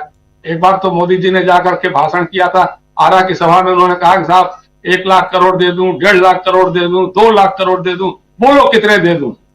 लो इतना दे दिया, और उसका एक ढेला भी आज तक नहीं दिया। हो सकता है कि निर्मला जी से इस बार कुछ बिहार के लिए दिलवाया जाए, हालांकि लेकर के भी नीतीश कुमार क्या करेंगे? इसी तरह से पुल बनाएंगे, जो 13 पुल, 14 पुल अभी एक आध महीने के बीच गिर गए, तो अगर उस रुपए का इसी तरह का इस्तेमाल करना है तो भैया वो रुपया रखिए अपने पास, मत दीजिए बिहार को, क्योंकि बिहार को और बदनाम होने से बचाइए। तो इस तरह की बातें चलेंगी, लगातार चलेंगी राजीव जी। और राहुल गांधी बार बार कहते हैं कि जिस तरह से परिपक्वता के साथ वो बयान दे रहे हैं, अपनी बातों पर जिस तरह से वो कंसिस्टेंट हैं, चाहे आर्थिक मसले हो, क्योंकि उन्हीं की बातें सही साबित होती जा रही, चाहे नोटबंदी का मामला हो, चाहे जीएसटी का मामला हो, चाहे जितने मामले राहुल गांधी ने हाल के वर्षों में जो उठाए थे, जिसको कह करके इन्होंने पप्पू डिक्लेयर करके कोशिश की कारपोरेट की मदद से, मीडिया की मदद से। अब मीडिया को भी लगने लगा कि भाई मेरे अब 240 पे आ गए हैं, तो हो सकता है कि अगली बार 200 भी पार ना कर पाए, और अगर राहुल गांधी की सरकार बन जाएगी तो हम क्या मुंह लेकर के जाएंगे? क्योंकि यहां तो मुंह लेके चले गए थे। कहा था एक बार संघ के जो बड़े नेता थे भाजपा में, उनके सामने साहब मैं भी बचपन में हाफ पैंट पहन के घूमता था, खाकी पैंट, उन्हीं का लेखा देखा है ना साथ में। तो इस तरह की बातें करने वाले तो कब पलट जाएंगे इसका कोई ठिकाना नहीं है। लेकिन उनको लग रहा है, जिन लोगों को लग रहा था कि कांग्रेस खत्म हो गई, कांग्रेस का नाश हो गया, राहुल गांधी तो कभी खड़ा ही नहीं हो सकता है राजनीति में जी, उनको लगने लगा कि नहीं नहीं नहीं, राहुल गांधी वापस आ सकता है, सत्तारूढ़ भी हो सकता है। हालांकि सत्ता को बार बार उस लड़के ने ठुकराया है, मंत्री बनने की बात आई ठुकरा दिया। 2009 में मनमोहन सिंह ने कहा कि भाई प्रधानमंत्री आप बन जाओ, आप संभालो चलाओ सरकार को, राहुल गांधी ने मना कर दिया। लेकिन अब वो जो परिपक्व राजनेता के रूप में उभर के आया है, जो इस तरह की बात करना बार बार, जहां ईडी और सीबीआई के हमले हो रहे हैं वो लगातार, और कहना कि नहीं मैं डरने वाला नहीं हूं, आप मुझसे डरते हैं, ये अपने आप में बहुत बड़ा संबल देता है उनके समर्थकों के लिए, उनके प्रशंसकों के लिए, उनके आलोचकों के लिए भी एक मैसेज देता है कि आदमी डरने वाला नहीं है, लड़ने वाला है। जी राजू। बिल्कुल बिल्कुल। राहुल गांधी, और राहुल गांधी न सिर्फ तैयारियां कर रहे हैं बल्कि वो दस्तावेजीकरण यानी कि डॉक्यूमेंट्स भी बना रहे हैं। आप याद कीजिए कि राहुल गांधी ने जब भाषण दिया था, उनके भाषण के अंश को जब काट दिया गया था, हटा दिया गया था, तो एक चिट्ठी लिखी थी। उसके बाद राहुल गांधी ने स्पीकर के नाम और रिक्वेस्ट किया था कि आप मेरे उस पार्ट को एक्सपंज मत कीजिए बल्कि उसको जोड़ दीजिए। दूसरी चिट्ठी वो लिखते हैं जब वो जाते हैं भगदड़ मस्ती है हाथरस में, और चिट्ठी लिखते हैं योगी आदित्यनाथ को, कहते हैं कि मुआवजा बढ़ाइए। उसके बाद तीसरी चिट्ठी लिखते हैं वो नरेंद्र मोदी को। तो ऐसे लगातार चिट्ठी लिखते नहीं, तीसरी चिट्ठी मणिपुर जाते हैं और वहाँ मिलते हैं अनुसुईया उइके से, राज्यपाल से, उनको एक चिट्ठी, एक ज्ञापन देते हैं। तो ये लगातार राहुल गांधी दस्तावेजीकरण भी कर रहे हैं, डॉक्यूमेंटेशन यानी कि इसको तैयार कर रहे हैं कि आने वाले समय में उनके पास वो दस्तावेज रहे जिस आधार पे वो सरकार को और मजबूती के साथ घेर पाएं, न सिर्फ अपनी बातों से और न सिर्फ चुनावी रैलियों या ऐसे भाषणों से। लेकिन इस बीच नरेंद्र मोदी और अमित शाह क्या कर रहे हैं? वो सीधा हमला राहुल गांधी पे कर रहे हैं। अभी से थोड़ी देर पहले मैं बता रहा था कि अमित शाह जहां भी जा रहे हैं वो राहुल गांधी पर हमला बोल रहे हैं। आइए जरा सुनते हैं राहुल गांधी पर आज क्या कुछ कह रहे थे। पहले जिक्र कर चुका हूं लेकिन एक बाइट सुनाना जरूरी है, सुन लीजिए, फिर चर्चा को आगे बढ़ाएंगे। अतुल सिन्हा साहब के पास आता हूं, उनके बाद फिर अमलेंदु उपाध्याय जी के पास आऊंगा, लेकिन अमित शाह को सुनिए जरा। जय पराजय देखें, परंतु मैंने जीवन में कई लोगों को जीतने के बाद अहंकारी होते हुए भी देखा है।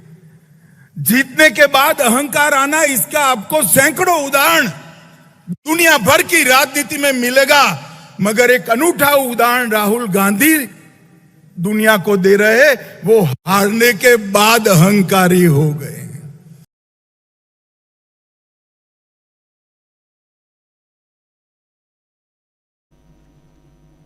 तो सुन रहे थे आप, हारने के बाद अहंकारी हो गए, यानी अहंकारी कौन ये बताने की कोशिश हो रही है यहाँ पे। और मैं अहंकारी नहीं तुम अहंकारी, यही चल रहा है। हालांकि राहुल गांधी ये बात नहीं कह रहे हैं कि आप अहंकारी हो, लेकिन इतना जरूर है कि जनता ये अहंकार बता चुकी है, इसीलिए तो 240 पे आपको सिमटा चुकी। और उसमें भी उन जगहों पे जहां आप हिंदुत्व के नाम पर अभी तक राजनीति करते रहे, वहां से आपको जनता ने भगा डाला है, पछाड़ डाला या हरा डाला कह सकते हैं, जिसमें अयोध्या सबसे बड़ा एग्जाम्पल है, उदाहरण है, जिसके बारे में प्रशांत टंडन जी बता रहे थे। उसके बाद आप बढ़िए तो बद्रीनाथ में भी आप हार जाते हैं और बहुत बुरी तरह से जीतते हैं, वो है वाराणसी, जहां से नरेंद्र मोदी, क्योंकि 3 लाख से ज्यादा वोट आपके कम हो जाते हैं, तो इसलिए बुरी तरह से जीतते हैं। ये सेंटेंस मैं यहां कह रहा हूं। आना चाहता हूं अतुल सिन्हा साहब आपके पास और आपसे समझूं जरा कि क्या यहां से नरेंद्र मोदी की परेशानियां बढ़ती हुई दिखाई देती हैं आपको? और यहां हम परेशानियां ढूंढ के निकाल नहीं रहे हैं बल्कि वहां दिखाई दे रही हैं, इसलिए आपके सामने भी ये सवाल रख रहा हूं। लेकिन उसके साथ साथ सवाल ये भी है कि कल से जब बजट सत्र की शुरुआत हो रही है तो यहां और उससे पहले आज सर्वदलीय बैठक होती है। हाँ, एक महत्वपूर्ण सूचना और देना चाहता हूं कि कांवड़ियों के मसले पे ये जो नेम प्लेट लगाने का फरमान जारी किया गया है, हालांकि इसमें यह भी कहा जा रहा है कि 2006 में ही ये फरमान जारी हो गया था, ये नियम आ गया था, लेकिन नियम जो आया था उसमें प्रोप्राइटर के नाम लिखने थे और अपना टेलीफोन नंबर लिखना था। वो इस ढंग से नहीं कि आरिफ आम वाला और जुम्मन जामुन वाला लिखे अपने ठेले पे, ये नहीं था। वो एक छोटा सा कि आप प्रोप्राइटर कौन है और लिखा भी जाता था। लेकिन यह फरमान नहीं था कि आप कांवड़िए जिस यात्रा से जाएंगे उस यात्रा में ऐसा किया जाए, और उस यात्रा के जितनी भी दुकानें हैं, खासकर इटरी जो खाने पीने की दुकानें हैं, उस पर यह हो। यह फरमान नहीं था। और यह फरमान अगर लागू करना है पूर्ण रूप से तो पूरे देश में लागू कीजिए।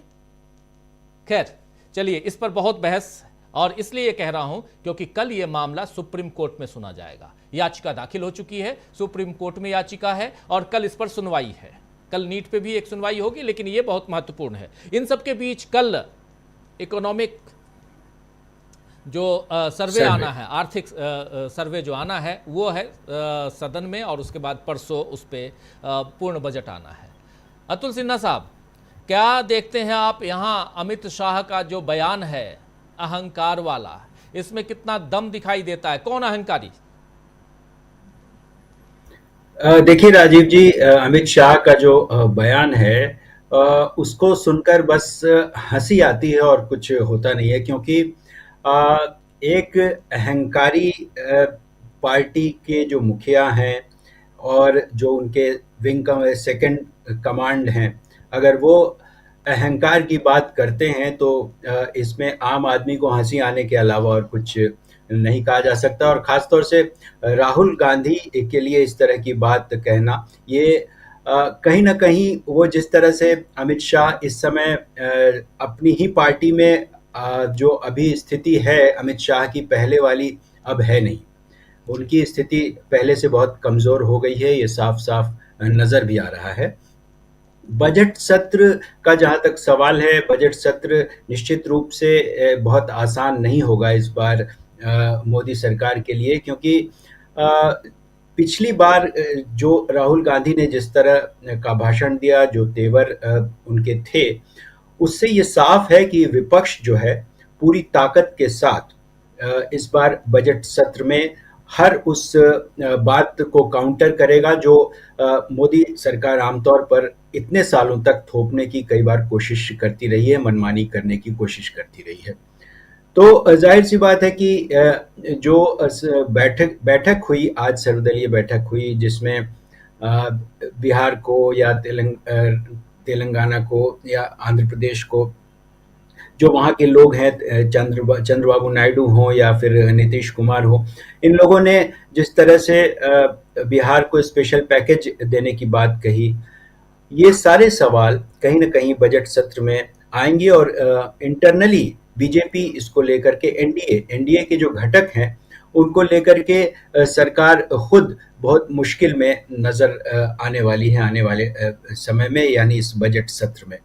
और ऊपर से अभी कल से जो सावन का जो सोमवार है या सावन की शुरुआत है और कांवड़ियों की जो यात्रा है, उस पर तमाम हमारे साथियों ने अपना नज़रिया रखा है। जैसा जयशंकर जी भी कह रहे थे कि ये आखिरी कील कहीं साबित ना हो जाए भाजपा के लिए उत्तर प्रदेश में जो उपचुनाव होने जा रहे हैं उसको लेकर के। इसमें निश्चित रूप से ये अपने पैर पे कुल्हाड़ी मारने वाला अध्यादेश कहिए या आदेश कहिए, जो भी कहिए, इस तरह का जो भी आदेश है बहुत ही मनमाना ढंग से किया गया आदेश है और सीधे सीधे देश को या लोगों को या समाज को विभाजित करने की जो कोशिश इसमें नज़र आती है वो तो दिखती ही है, लेकिन साथ साथ ये बौखलाहट भी दिखती है जिस तरह से योगी सरकार के खिलाफ एक कैंपेन चला है और योगी को हटाने की जो मुहिम भाजपा की तरफ से चल रही है और इसको लेके उत्तर प्रदेश में जिस तरह की हलचल है, चुनाव में जो भी प्रदर्शन रहा उसको लेके योगी पर जो आरोप लग रहे हैं और इंटरनली उन्हें हटाने की जो कोशिश हो रही है, इसको लेके इसे योगी का दांव कहा जा सकता है कि योगी ने ऐसे मौके पर इस पूरी डिबेट को थोड़ा चेंज करने की कोशिश की और मोदी सरकार की मुश्किल निश्चित रूप से और बढ़ाई है। और जाहिर सी बात है कि ये कोई नई बात नहीं है, कांवड़ियों की यात्राएं आज से नहीं निकल रही हैं, बरसों बरस से निकल रही हैं और इस पे रास्ते में आने वाले जितने भी तमाम दुकानदार हैं, ऐसी बात नहीं है कि कोई इसी बार उन्होंने इस तरह की चीज़ें झेली हैं, लेकिन इस बार सरकार की तरफ से खुल करके इस तरह का आदेश देना निश्चित रूप से, क्योंकि मैं तो लंबे समय से मेरठ में मुझे याद है 86-87 से ही जब मेरठ के दंगे हुए थे उसमें भी कांवड़ यात्रा का सबसे बड़ा योगदान था और उसमें कांवड़ियों का जो जितना हिंसक रूप दिखा, जिस तरह से पीएसी का जो रोल दिखा, और उसके बाद से बेशक दंगे हुए हों या ना हुए हों वो एक अलग सवाल है, लेकिन ये जो डिफरेंस पैदा करने की कोशिश हर बार कांवड़ यात्रा के दौरान होती है और इस बार इस चुनाव के मौके पर, उपचुनाव के ठीक पहले इस तरह की जो कोशिश हुई है वहाँ और उत्तराखंड की सरकारों ने जो किया है, निश्चित रूप से यह उत्तर प्रदेश में योगी और मोदी दोनों ही, यानी उत्तर प्रदेश की सरकार और केंद्र की सरकार दोनों के लिए ही एक नई मुश्किल पैदा करने की ये कोशिश है। और निश्चित रूप से विपक्ष इस पर तेवर, जो भी विपक्ष के तेवर रहे हैं वो हमलावर रहे हैं और रहेंगे। और इस बजट सत्र में बेशक ये मुद्दा बहुत मजबूती के साथ सामने आएगा। और जहाँ तक अमित शाह के बयान की बात है, हम लोगों ने की कि राहुल गांधी किस परिपक्वता के साथ आगे बढ़ रहे हैं, यह बेचैनी जो झलकती है उनके बारे में ऐसे जो बयान लगातार भाजपा नेताओं के तरफ से आ रहे हैं, वो साफ साफ ये साबित करता है कि ये लोग अभी से डरे हुए हैं और अपने डर का वो जो रिफ्लेक्शन है वो अपने ऐसे ऐसे बयानों में वो साफ साफ झलकता है। राजीव जी। जी बिल्कुल बिल्कुल, आप सही कह रहे हैं, ये साफ साफ झलक रहा है। और इसमें जो एक डर है उसके तहत कहीं ना कहीं नरेंद्र मोदी की जो एनडीए की जो सरकार, उसमें जो उनके घटक दल हैं, ये कब तक साथ देते हैं। सबसे बड़ी बात यहाँ पर उन बैसाखियों की है जो जिनकी राजनीति दूसरी दिशा में रही है, जिनकी राजनीति इसको सपोर्ट नहीं करती है जो अभी हो रहा है। इसलिए भी यहाँ महत्वपूर्ण है कि आगे क्या कुछ इनका रुख होता है। हमारे तमाम साथी इस पर अपने विचार रख चुके हैं और आप भी रख रहे थे कि आखिर नीतीश कुमार की राजनीति कहाँ जाएगी, किस दिशा में। आखिर इसके साथ साथ चंद्रबाबू नायडू की राजनीति कहाँ रहेगी, और भी कई है। चलिए आगे बढ़ें। अमलेंदु उपाध्याय जी, आप कैसे देखते हैं। और यहाँ से कल की शुरुआत, जो कल का दिन हर तरह से शुरुआत है, सावन की शुरुआत है, कांवड़ यात्रा की शुरुआत है, शुरुआत संसद के बजट सत्र की है, और शुरुआत कहें तो कहीं ना कहीं राहुल गांधी की भी है। राहुल गांधी उस समय ओथ ले रहे थे और काम उसकी शुरुआत, और इसी शुरुआत में पत्रकारों की भी शुरुआत है, क्योंकि पत्रकार को भी अब राहुल गांधी की दरकार है, वो भी कह रहे हैं। कैसे देखते हैं इस शुरुआत को। क्या शुरुआत अच्छी है, परेशानियों से भरी हुई है, किसके लिए। अमलेंदु जी, अमलेंदु जी डिस्कनेक्ट हो गए हैं। चलिए कोई बात नहीं, आना चाहता हूं एक बार जल्दी से डॉक्टर दीपक पाचपुर जी आपके पास। दीपक जी। जी देखिए, अगर आज राहुल गांधी पत्रकारों की आशा का केंद्र बने हैं तो ये कोई गिफ्टेड नहीं है, ये अर्जित है। ये राहुल गांधी ने इस स्थिति को, इस विश्वास को जो है वो अर्जित किया है। अब वो इसके लिए बहुत कड़ी मेहनत की है। ऐसी कड़ी मेहनत है जो इस देश में इसके पहले हमने केवल महात्मा गांधी की देखी थी कि दक्षिण अफ्रीका से लौटा हुआ एक बैरिस्टर अमीर घराने का था, उसे कोई जरूरत नहीं थी सड़कों पर धूल नापने की, लेकिन उसने सारे भारत का भ्रमण किया। उसके बाद कहीं उनको बुलाया जाने लगा था, चाहे वो चंपारण के आंदोलनरत जो किसान थे उन्होंने बुलाया हो, या हमारे छत्तीसगढ़ में आप जानते हैं कि कंडेल में उन्हें बुलाया गया था जब यहाँ पे नहर आंदोलन किया था किसानों ने। तो ये विश्वास कैसे जागा। ये विश्वास ऐसे व्यक्ति, महात्मा गांधी और राहुल गांधी में ये फर्क है कि महात्मा गांधी दक्षिण अफ्रीका में बहुत बड़ा काम करके आ चुके थे, उन्हें एक तरह से माना जा चुका था कि ये आदमी जो है, और गोपाल कृष्ण गोखले उन्हें लेके आए। लेकिन राहुल गांधी ने सड़क पर वो तब उतरे जब उनके पास छवि के नाम पे कुछ नहीं था, उनकी छवि पूरी तरीके से धूमिल थी। हम सब इसकी कई बार चर्चा कर चुके हैं कि राहुल गांधी की छवि पूरे देशवासियों के सामने क्या कर दी गई थी।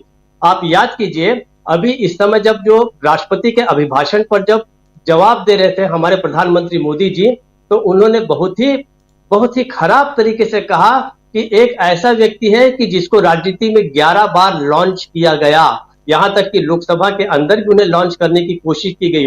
अरे भाई, लॉन्च क्या करना, बाकायदे संवैधानिक पद एलओपी जो है, विपक्ष का जो नेता है, उस पर उन्हें बैठाया है सब लोगों ने मिलके। वो व्यक्ति ऐसा है जो पहले 44 से 52 तक अपने सदस्यों की संख्या को लेके आया और अब उसने लगभग दुगनी कर दी है।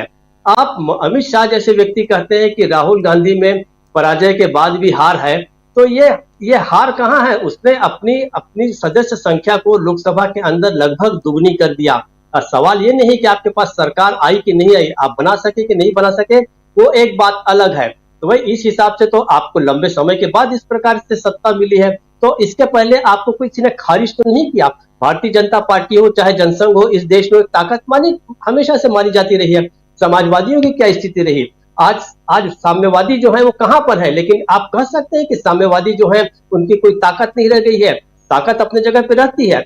लोकसभा, विधानसभा, राज्यसभा, विधान परिषद, पंचायतें, नगर पंचायतें, इसमें आपकी सदस्य संख्या क्या है, केवल यही सब कुछ मायने नहीं रखता।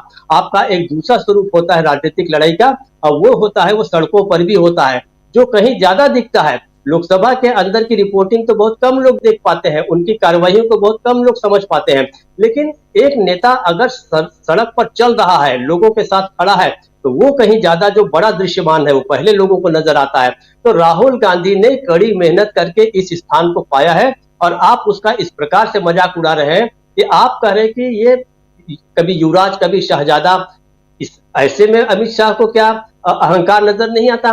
क्या आपको वो अहंकार नजर नहीं आता जब आप किसी नेता के लिए कहते थे कि चक्की पीसिंग, और आप उसके साथ जाके जो है उसको आप अपने लिए सत्ता में आप अपने साथ बैठा लेते हैं। आप किसी को कहते हैं कि ये भारत का सबसे भ्रष्ट नेता है, और अगले ही क्षण आप जो है दूसरे चौथे दिन आपको जरूरत पड़ी तो आपने उसको अपने साथ बैठा लिया सत्ता में।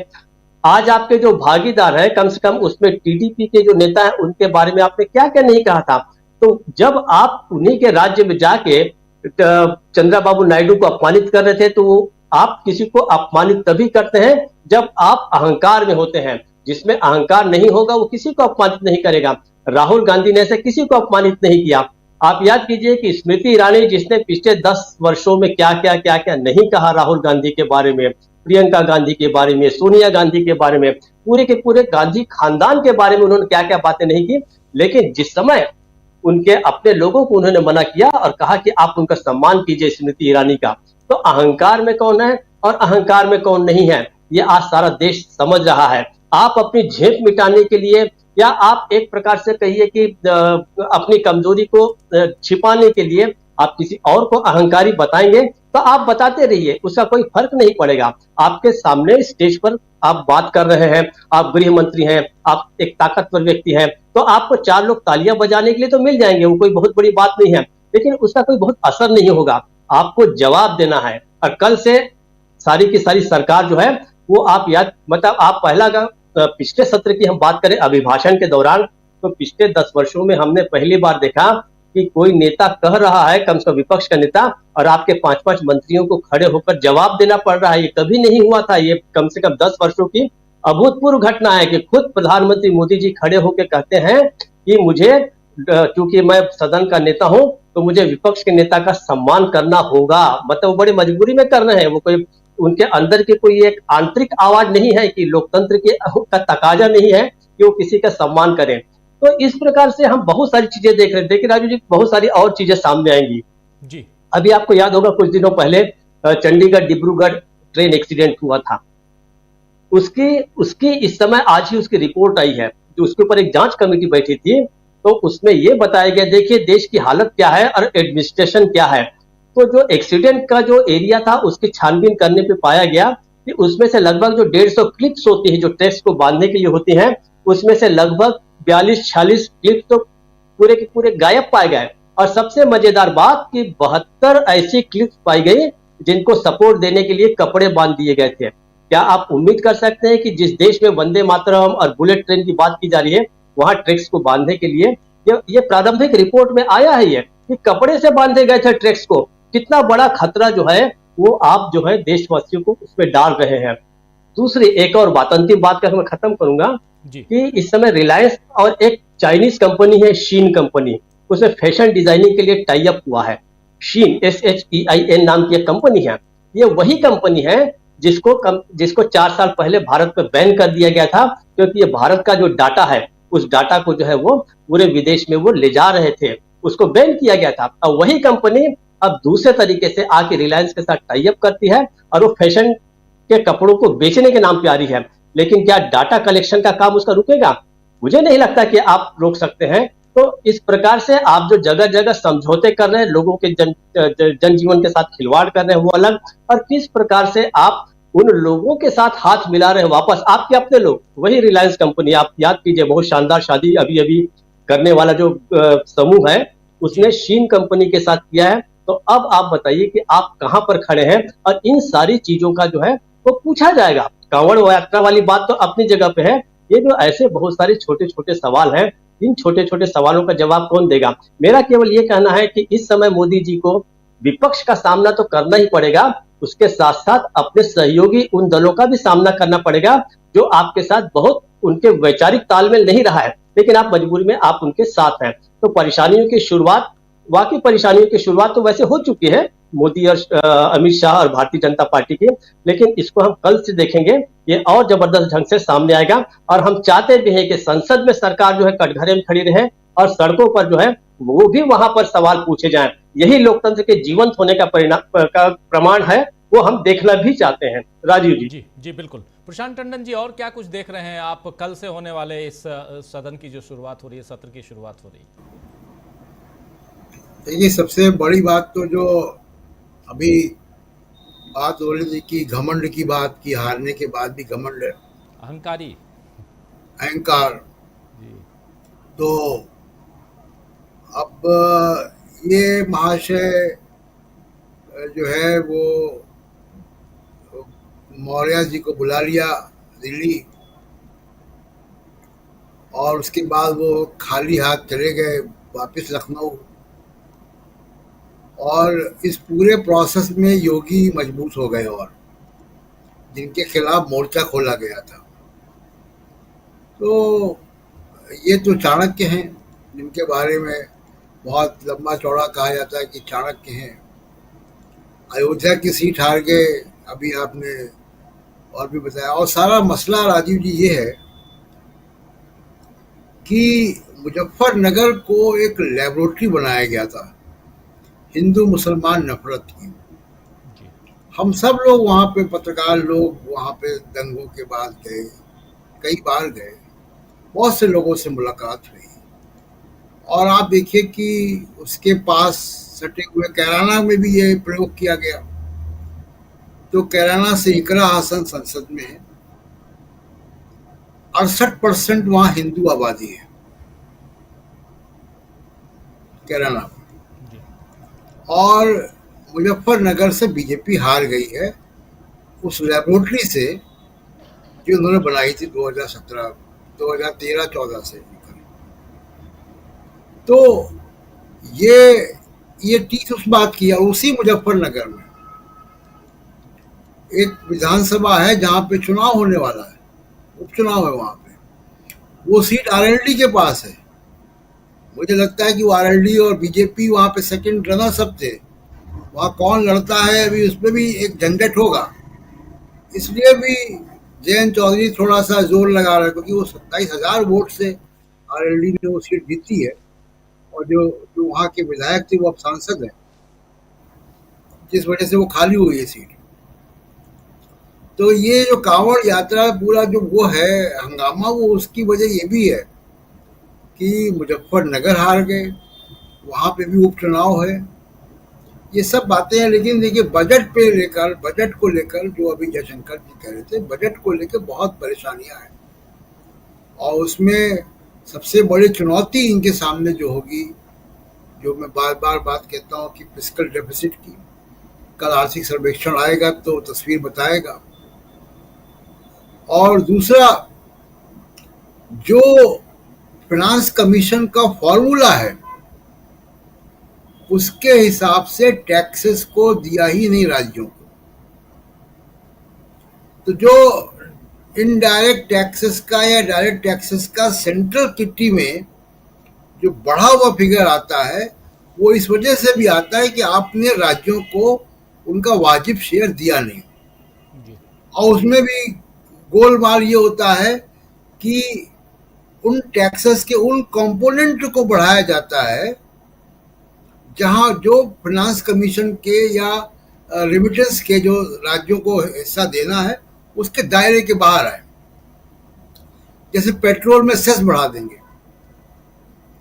तो एक्साइज बढ़ाएंगे, तो एक्साइज का एक हिस्सा वहां जाएगा, सेस तो सेंट्रल गवर्नमेंट के पास जाएगा सीधे। तो ये जो चालाकियां हैं ये अब राज्य सरकारें, और क्योंकि अब मजबूत है उनके पास, अब दो ऐसे घटक दल भी हैं जिनकी वजह से सरकार चल रही है, तो अब राज्य सरकारों का रोल जो है वो विधानसभा में या पार्लियामेंट में वो बढ़ेगा। और इन सब सवालों पे होगा। मनरेगा का पैसा महीनों महीनों का ड्यू है। ये सारे सवाल जो है आर्थिक सवाल आएंगे। और एक बहुत महत्वपूर्ण सुप्रीम कोर्ट एक याचिका पर अभी विचार कर रहा है, और उस पर अगर फैसला आता है तो एक नई मुसीबत मोदी सरकार के लिए होगी, खासकर उस वक्त जब अब राज्यसभा में माइनॉरिटी में है। क्योंकि वो बहुत सारे बिल, और कृषि बिल भी उसी तरह किया गया था, याद कीजिएगा, बहुत सारे बिल फाइनेंस बिल का लेबल लगा के पास करवा दिया, मनी बिल, मनी बिल। और उस मनी बिल की वजह से राज्यसभा के अधिकार सीमित हैं। राज्यसभा पास करे या ना करे एक निश्चित अवधि में, तो पास मान लिया जाता है।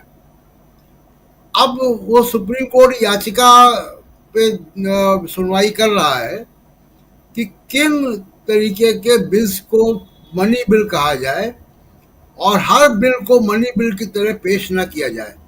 ये अगर सुप्रीम कोर्ट का फैसला आता है और उसमें वो डिमार्केट कर देते हैं, तो बिल को पास करवाना भी एक इनके लिए मुसीबत बनेगी। और बजट सत्र तो है ही, बहुत सारे बजट सत्र में मामले आएंगे ही जो पेंडिंग है, चाहे वो मणिपुर है, चाहे आतंकवादी घटनाएं हैं, महंगाई है, बेरोजगारी है, बहुत सारे मामले। अजय जी बिल्कुल आप सही कह रहे हैं। मनी बिल की बात भी, और ये मामला भी सुप्रीम कोर्ट में है। इस पर क्या फैसला आता है, फैसले बहुत आने हैं अभी, और उन सब के बीच बहुत सारी याचिकाएं हैं। इस पर भी सुप्रीम कोर्ट में सुनवाई होनी है। कल कांवड़ यात्रियों के रास्ते में जो नाम लिखा गया है, उस याचिका पर भी लिखवाना है, प्रोप्राइटर का नाम, उस पर भी सुनवाई होनी है। और ये सब कुछ, और सप्ताह की शुरुआत कल किसानों से मुलाकात राहुल गांधी की होनी है, पहले से ये भी तय है। तो किसान दिल्ली कूच करने वाले हैं, 22 तारीख है कल। ये सब कुछ, बहुत कुछ है, लेकिन इन सब बहुत कुछ के बीच में और जो राजनीति चल रही है उसकी हम व्याख्या कर रहे हैं, उसका विश्लेषण कर रहे हैं। एक बार जल्दी से आना चाहता हूं राहुल लाल जी आपके पास। राहुल लाल जी, कैसे आप देखते हैं कल से शुरुआत, और इस शुरुआत से पहले परेशानियों पर हम चर्चा कर रहे हैं, नरेंद्र मोदी की परेशानियां कैसे बढ़ रही हैं उसकी शुरुआत की हम चर्चा कर रहे हैं। लेकिन इंडिया गठबंधन, आज ममता बनर्जी और अखिलेश यादव दोनों वहां कलकत्ता में जो आपने भाषण सुना, ममता बनर्जी का भी और अखिलेश यादव का भी, और इन दोनों के बीच, और ये पूरा का पूरा वहां से भी जो ध्यान उनका था वो केंद्र की राजनीति पर था और नरेंद्र मोदी पर हमला बोलते हुए नजर आए।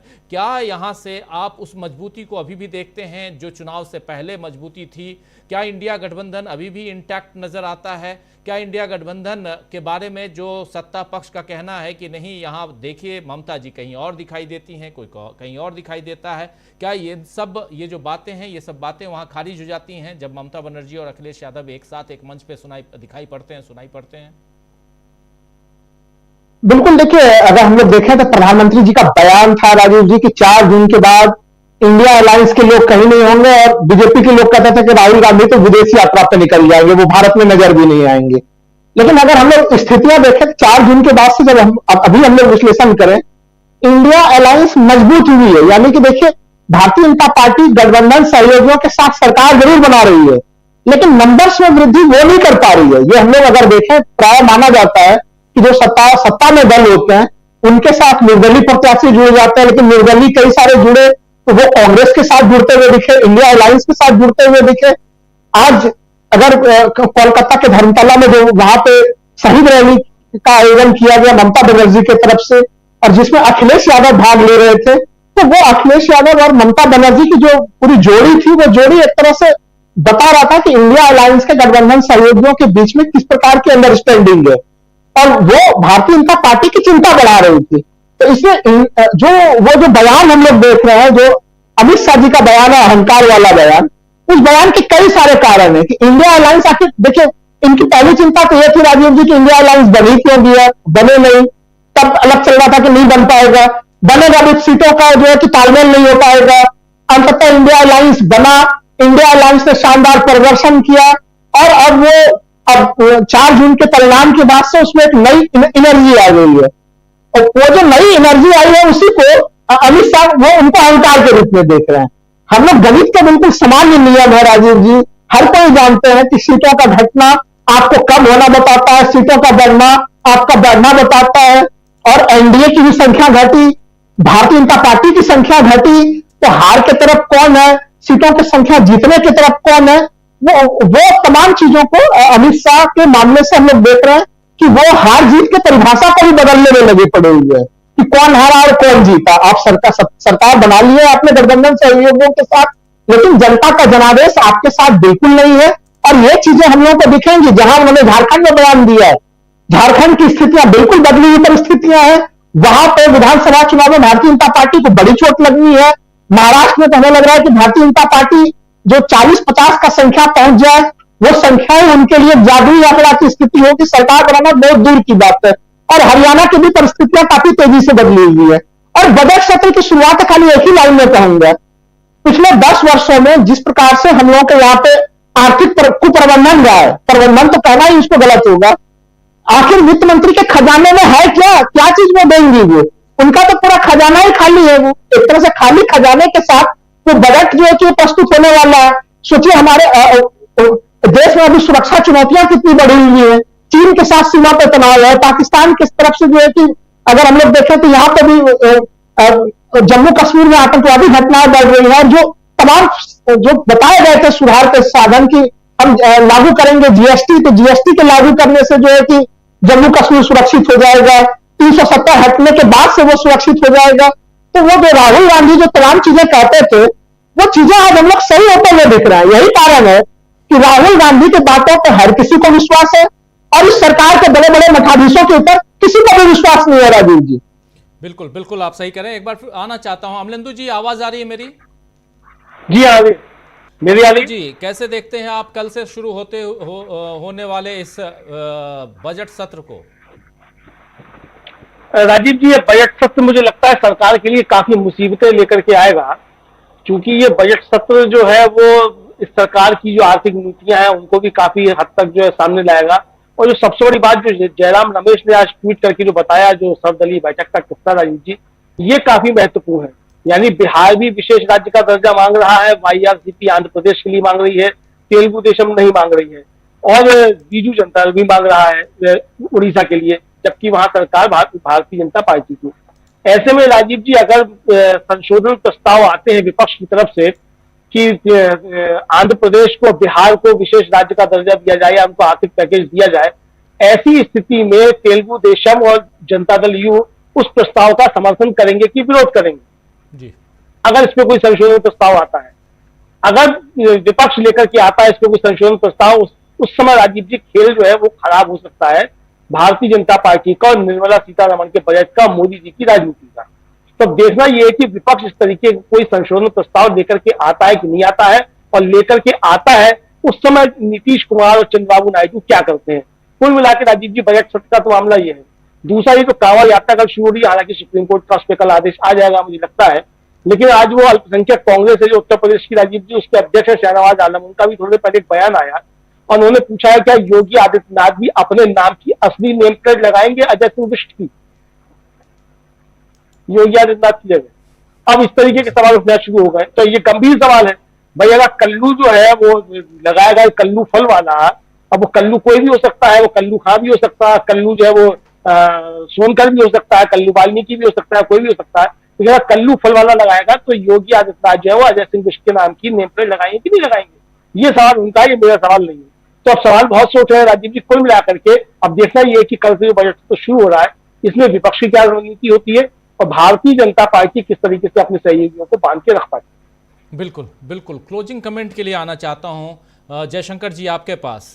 आपसे भी समझना चाहता हूं कि कल के आगे की जो रणनीतियां होंगी, सत्ता पक्ष, आपका एक लंबा अनुभव है संसदीय इस पूरे कार्यवाही को कवर करने का, और कल से भी आप रहेंगे ही, तो उस लिहाज से भी समझना चाहता हूं सत्ता पक्ष और विपक्ष कौन कहां दिखाई देता है इस बजट सत्र में?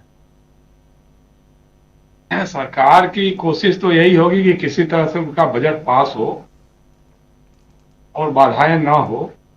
विपक्ष चाहेगा कि ठीक है बजट पास करने की आपकी औपचारिकता है, वो जरूरी है, ठीक है वो हो जाएगा, लेकिन जो बाकी सवाल है, जनता से जुड़े हुए सवाल हैं, उन सवालों पर भी चर्चा होनी चाहिए और इसके लिए विपक्ष दबाव बनाएगा, इसमें कहीं कोई दो राय नहीं है। यह है कि पिछली बार की तरह से बात ये नहीं हो सकता कि बात बात पे आप किसी को बाहर कर देंगे, किसी को सस्पेंड कर देंगे।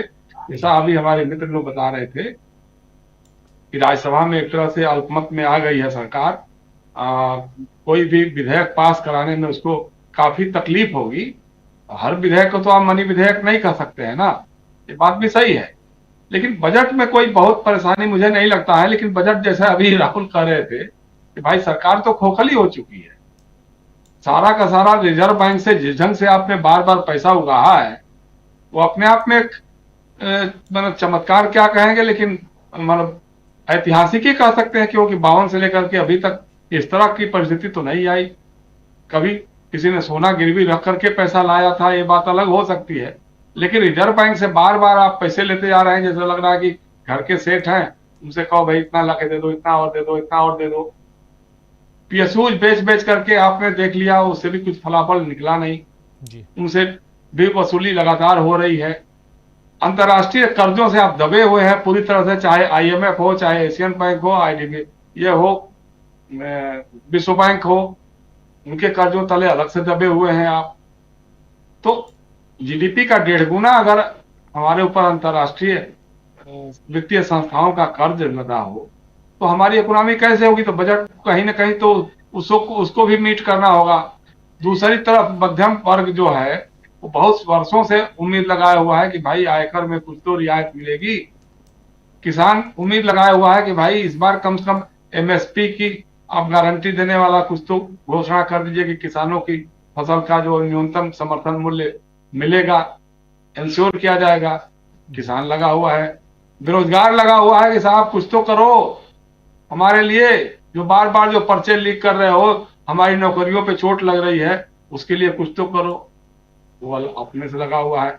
आम आदमी जो 120 रुपए किलो, 100 रुपए किलो टमाटर खरीद रहा है, 40-50 रुपए किलो आलू खरीद रहा है, बाकी सारी सब्जियों के दाम भी आसमान छू रहे हैं लगातार, उसमें उसको कुछ राहत मिलेगी कि नहीं मिलेगी, ये निर्मला जी से। अब निर्मला जी बार बार ये कहकर नहीं कर सकती है कि हमारे घर में तो प्याज नहीं खाया जाता, हमारे घर में तो टमाटर नहीं खाते इसलिए हमको पता ही नहीं है, ये कहकर नहीं निकल सकती है। तो ये सारे सवाल जो है वो इनको घेरते रहेंगे, मथते रहेंगे। दूसरी बात ये है राजीव जी, मैं इसको कहना चाहता था, जो वही अमित शाह जी की बात जो हो रही है बार बार, वो लोग बार बार घूम फिर करके उनका IT सेल और उनके द्वारा प्रायोजित मीडिया के लोग भी ये बार बार कहते हैं कि भाई 1980 के बाद, 84 के बाद कांग्रेस की उतनी सीट कभी नहीं मिली जितनी आज बीजेपी के पास। और ये भी कहते हैं कि साहब आज जो है पूरा इंडिया अलायंस को जितनी सीट मिली उससे भी बीजेपी के पास ज्यादा सीटें हैं। तो पहली बात तो मुझे लगता है तथ्यात्मक रूप से गलत है। दूसरी बात कि इस तरह की बातों से इतराने की जरूरत नहीं है।